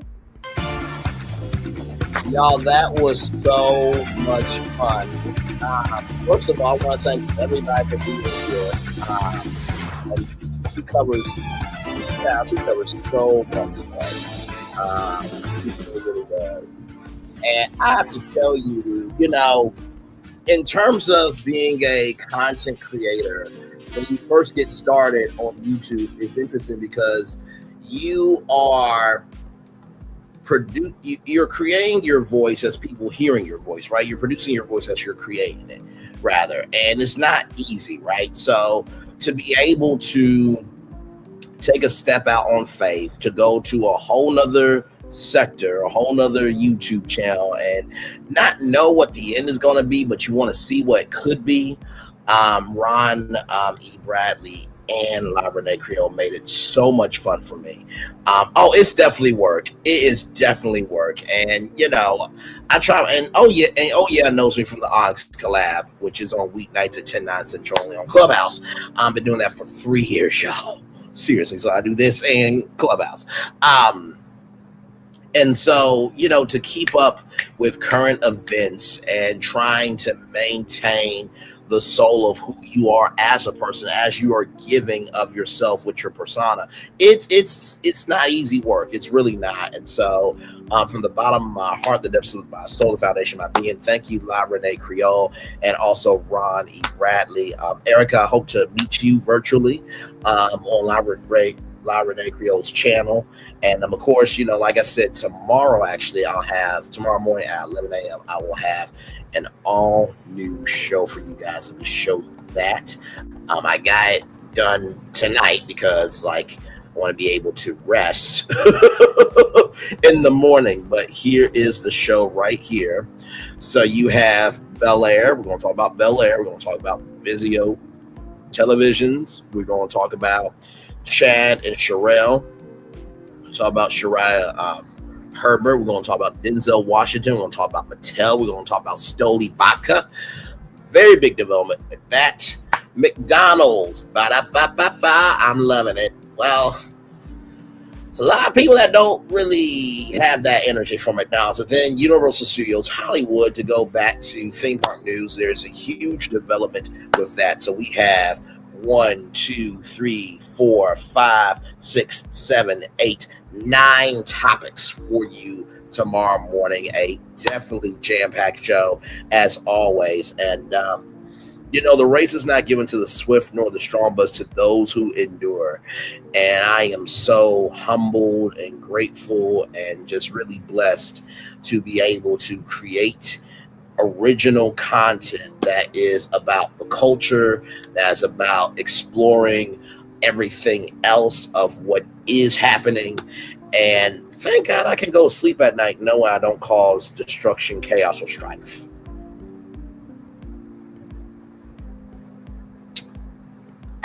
Listen, if the message ain't for you, don't pick up that bullet. Okay? But if you do pick up that bullet, it must be true about your ass to some damn degree. Okay? But I hope to be able to do more shows like that with La Reina Creole, and hopefully be able to do more theme park news with them. And like I said, we're getting there to 3,000 subscribers. We're at 820 right now, and so we just need 100 more to get to that 900. But I do believe we will be at 3,000 very, very soon. And we'll do that on our own. And I'm very proud to say that every subscriber that we have had and lost, but also had mostly, it has been because of our merit around here. It's been because of our creativity, and it's because of our compass. You know what I mean? It's interesting to see other people start doing other content when they know their hashtag all dried up and they're trying to hydrate themselves, child, with some originality. It's quite sad. But hey, listen, everybody's got to find their niche. And when you know better, you do better. But the main thing is anybody can know better and do better, but it takes somebody to give a fuck about wanting to rise higher, because they know that there is more in them than just what people want to see from them. So with that being said, everybody, let's get the Daily Motivator up here, and then we'll head on out. Yes, indeed. Do or do not. There is no try. Yoda, ladies and gentlemen. Ain't it funny? We just watched a 2-hour live stream about theme park news, and then Yoda comes up as our quote. Where they do that at? On Brainley's Virtual Tour Live right there, as you can see. Do or do not, there is no try. Do or do not, there is no try. Hold on. All right, guys, it's time for today, September 3rd, 2024. Discretionary time. After fulfilling the necessary task and obligations, consider how you're making use of your discretionary time. Look for activities and priorities that enhance and affirm your life and all of life. It is simple to know whether you're being productive or not based on the results you obtain. It's a good bit more subjective to determine whether you're creating genuine fulfillment in your life. Nonetheless, years of experience have shown you what adds meaningful substance to your existence and what doesn't. Pay attention, and with your discretionary time, do more of whatever interjects real richness into your world. What was comfortable before is usually enjoyable again, but be careful not to get in such a pleasant, comfortable rut that the joy loses all its essence. Deepen your fulfillment by expanding the territory in which you experience it. Make life's goodness even more valuable by using it to bring new goodness into being. With time that is yours to schedule and utilize, enrich your life and the lives around you. Live life at its best by continuing to make it even better. Ralph Morrison. You know, we'll use Tea Talk with Your Girl for this one because, you know, Tea Talk with Your Girl, she sent flowers to Mel. And, you know, to see the love that, you know, so many people had for Tea Talk with Your Girl to do that kind of thing, that is purposeful, discretionary time. I think a lot of times in life, you know, we do everything for everybody else. But sometimes using discretionary time to give back is a huge thing. And, you know, it's always the ones that have the purest heart behind the scenes that you may not see their heart all the time, but when it shows up, it shows out and doesn't waver. While with others, they want all the attention on them and they don't cover other people who are also doing good because they want to be the biggest persona, but not the deepest soul.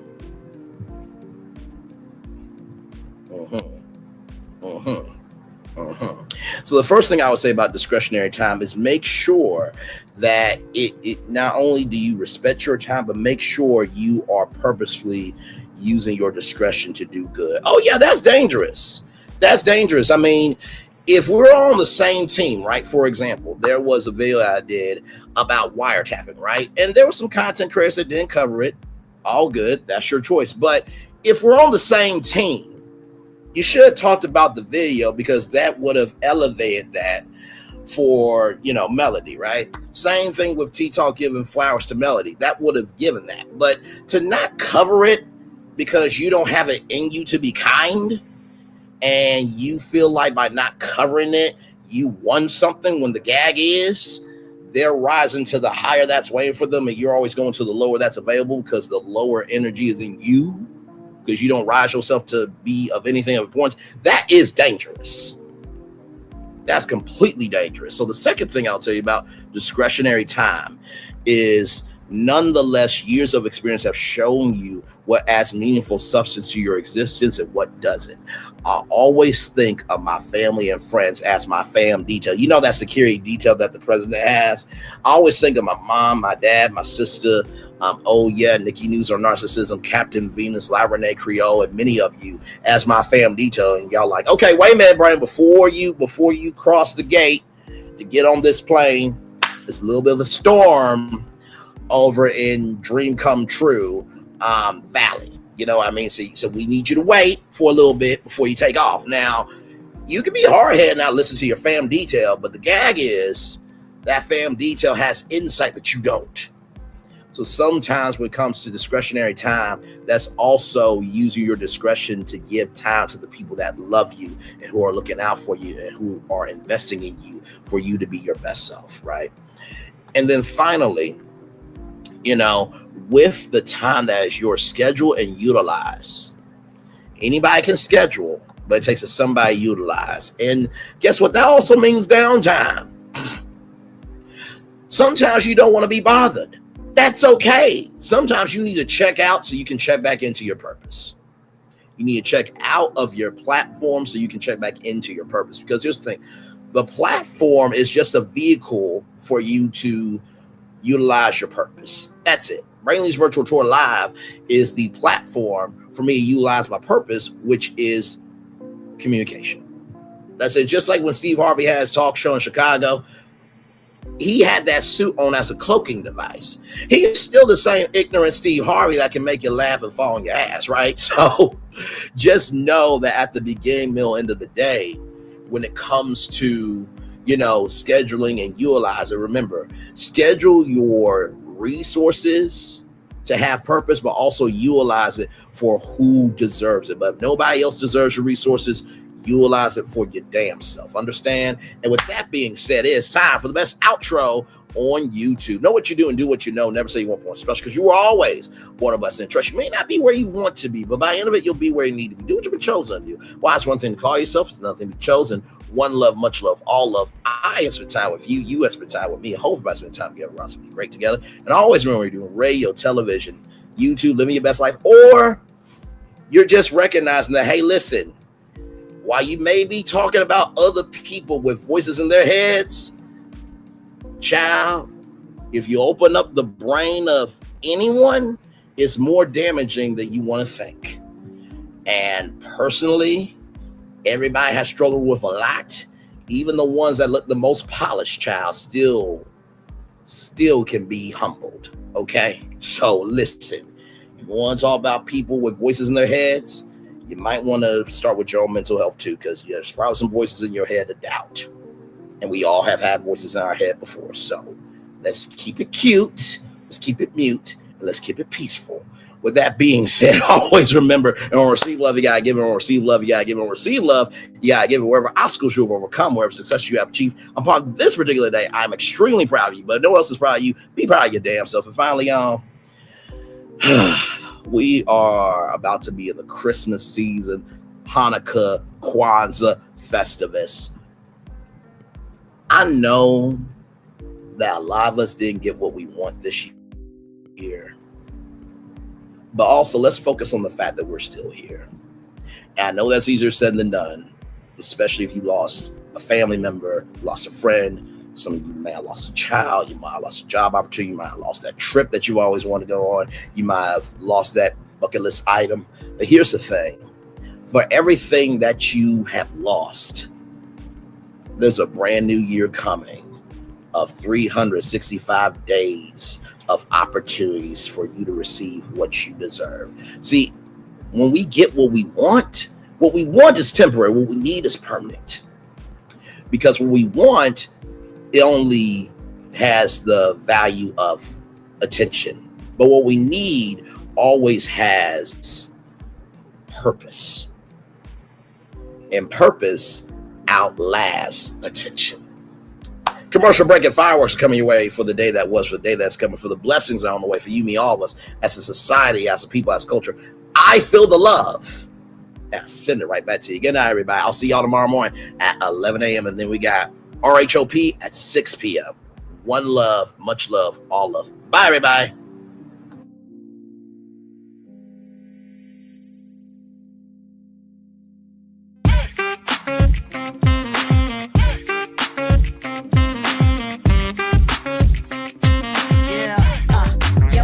All day. Yeah, we're working, let me play.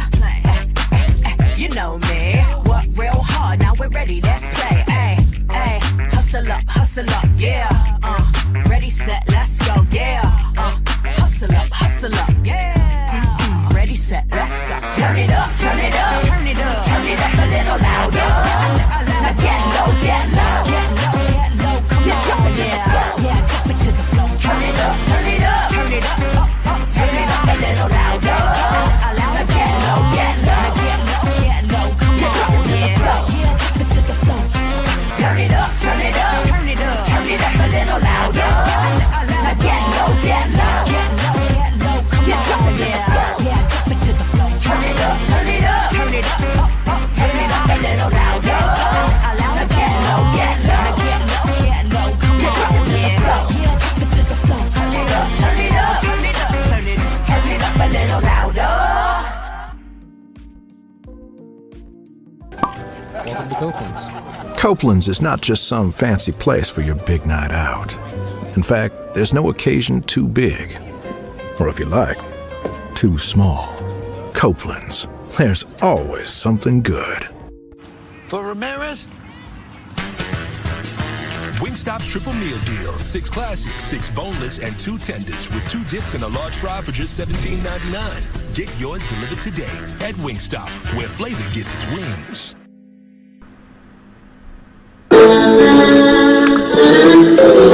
Sweet boy, one look at you, and it was plain to see you were my destiny. I come from Memphis. Our fun is your fun. Welcome to the celebration.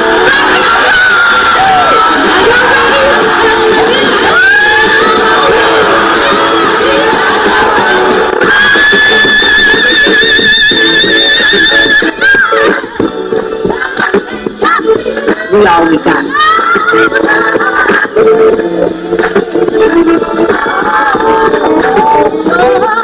I'm that.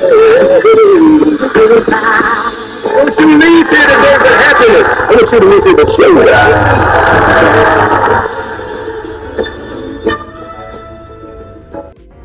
Things have been a little quiet around here. We've missed the fun. We've missed the excitement. We've missed the entertainment. We've missed the nightlife. But most of all, we've missed you. We're getting ready. Caesar's Rewards. We can't wait to welcome you back. Things have been a little quiet. This is for all you multi-talented, multitasking, multi-everything people out there. Take it away. Your story, fearless, we will carry you. Time you own it, take your moment. Be a fire burning through. Hustling from night until morning, grinding it out, it won't be long.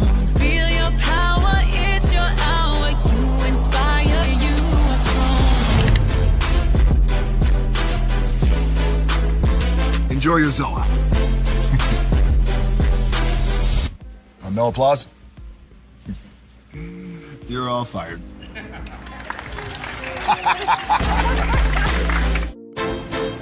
Now that you've reached the stage in your life where quality television is important, Nubian TV is a black network that speaks to your lifestyle.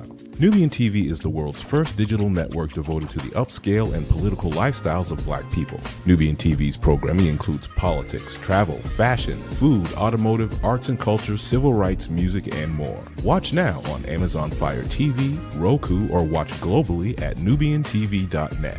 Nubian TV, it's what you want to watch.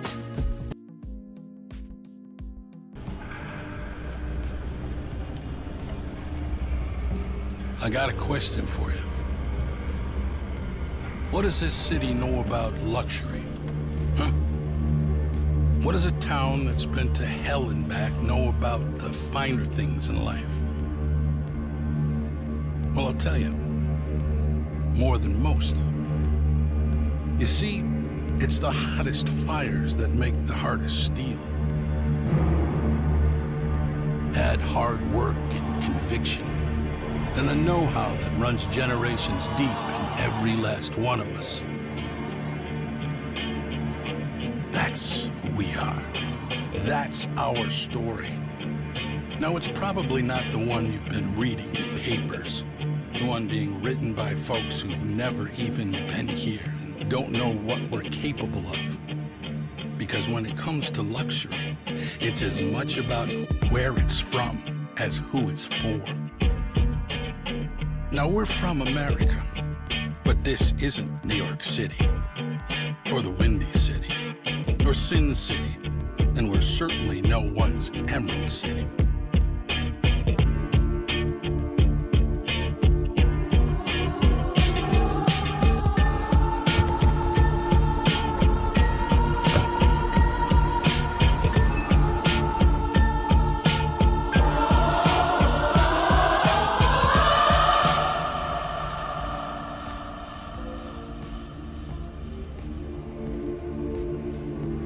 This is the Motor City, and this is what we do.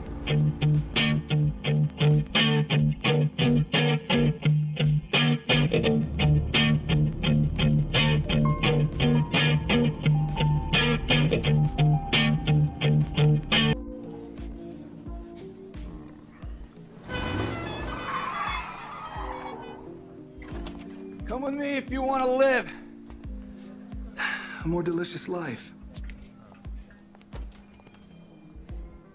Oh, maybe we should get in the van. In this world, we don't get to control much.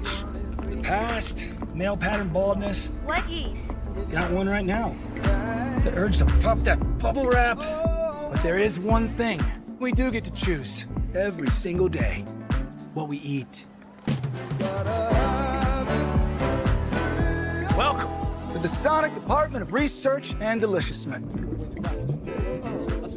We have everything you want, didn't know you wanted, and some things you didn't know were possible. Because we believe if you're not having fun, you're not living free. So come on, let's live a little. Hey, good morning, America.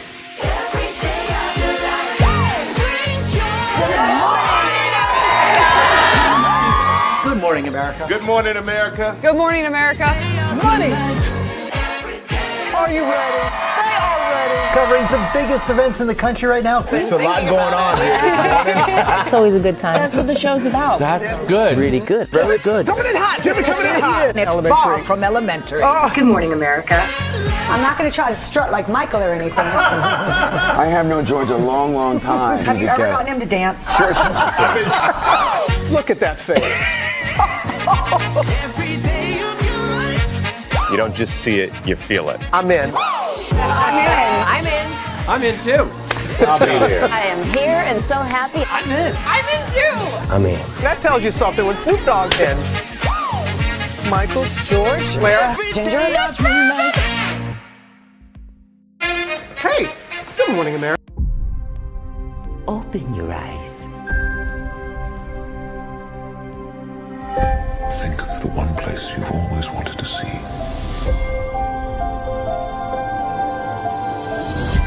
This is where our magic comes from. They say if you dream a thing more than once, Please, please, please. it's sure to come true. Everything you see exists together in the great circle of life. There are stories about what happened. It's true. All of it. In every job that must be done, there is an element of fun. I told you she was tricky. Life is full of possibilities. What do you want to be remembered for? The world is in our hands, and we gotta do something with it. I just want to say a word of thanks to all the artists, the workers, and all of you. The young and the young in heart. You helped make this dream come true.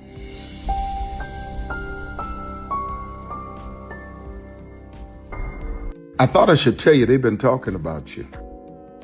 Yeah, they've been talking about you. They've been talking about the fact that they've done everything they could to stop you and everything they could to block you, but you still win. They've been talking about the fact that they have undermined your success and they have tried to sabotage your seasons, but you keep winning. They've been talking about the fact that even though they don't like each other, they get together to try to kill you, but you keep winning. They've been talking about the fact that you were voted least likely to succeed, but like cream, you keep rising to the top. They've been talking about how they tried to burn your world down, but like the phoenix, you rose from the ashes. They've been talking about you. And you know what they say? Oh, she's just lucky. He's just lucky. But no, you ain't lucky. You're anointed. You got something on you. You got favor on you. You got power on you. You were born to win. Now they can call it luck, but it's grace. They can call it luck, but it's favor. But whatever they call it, it doesn't matter, because you know what God calls you? Do you know what God calls you? A winner. I thought I should tell you they've been talking about you. Yeah, they've been talking about you. They've been talking about the fact that they've done everything they could to stop you and everything they could to block you, but you still win. They've been talking about the fact that they have undermined your success and they have tried to sabotage your seasons, but you keep winning. They've been talking about the fact that even though they don't like each other, they get together to try to kill you, but you keep winning. They've been talking about the fact that you were voted least likely to succeed, but like cream, you keep rising to the top. They've been talking about how they tried to burn your world down, but like the phoenix, You rose from the ashes. They've been talking about you. And you know what they say? Oh, she's just lucky. He's just lucky. But no, you ain't lucky. You're anointed. You got something on you. You got favor on you. You got power on you. You were born to win. Now they can call it luck, but it's grace. They can call it luck, but it's favor. But whatever they call it, it doesn't matter, because you know what God calls you? Do you know what God calls you? A winner. I thought I should tell you they've been talking about you. Yeah, they've been talking about you. They've been talking about the fact that they've done everything they could to stop you and everything they could to block you, but you still win. They've been talking about the fact that they have undermined your success and they have tried to sabotage your seasons, but you keep winning. They've been talking about the fact that even though they don't like each other, they get together to try to kill you, but you keep winning. They've been talking about the fact that you were voted least likely to succeed, but like cream, you keep rising to the top. They've been talking about how they tried to burn your world down, but like the phoenix, you rose from the ashes. They've been talking about you. And you know what they say? Oh, she's just lucky. He's just lucky. But no, you ain't lucky. You're anointed. You got something on you. You got favor on you. You got power on you. You were born to win. Now they can call it luck, but it's grace. They can call it luck, but it's favor. But whatever they call it, it doesn't matter, because you know what God calls you? Do you know what God calls you? A winner. Caesar. Just look at him. Politician. General. Author. Ruler. Man.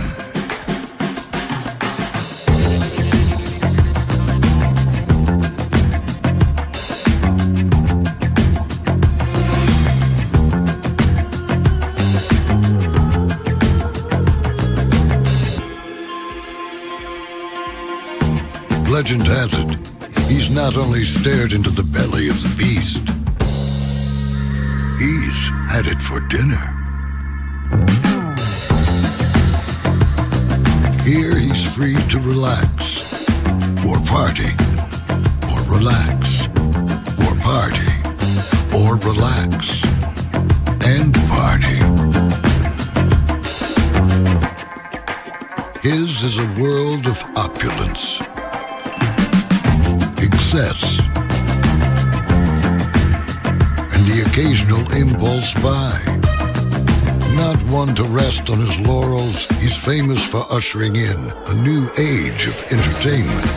So, for anyone seeking a place where the sun never sets on a good time, all this awaits. I am Caesar, and I approve this palace.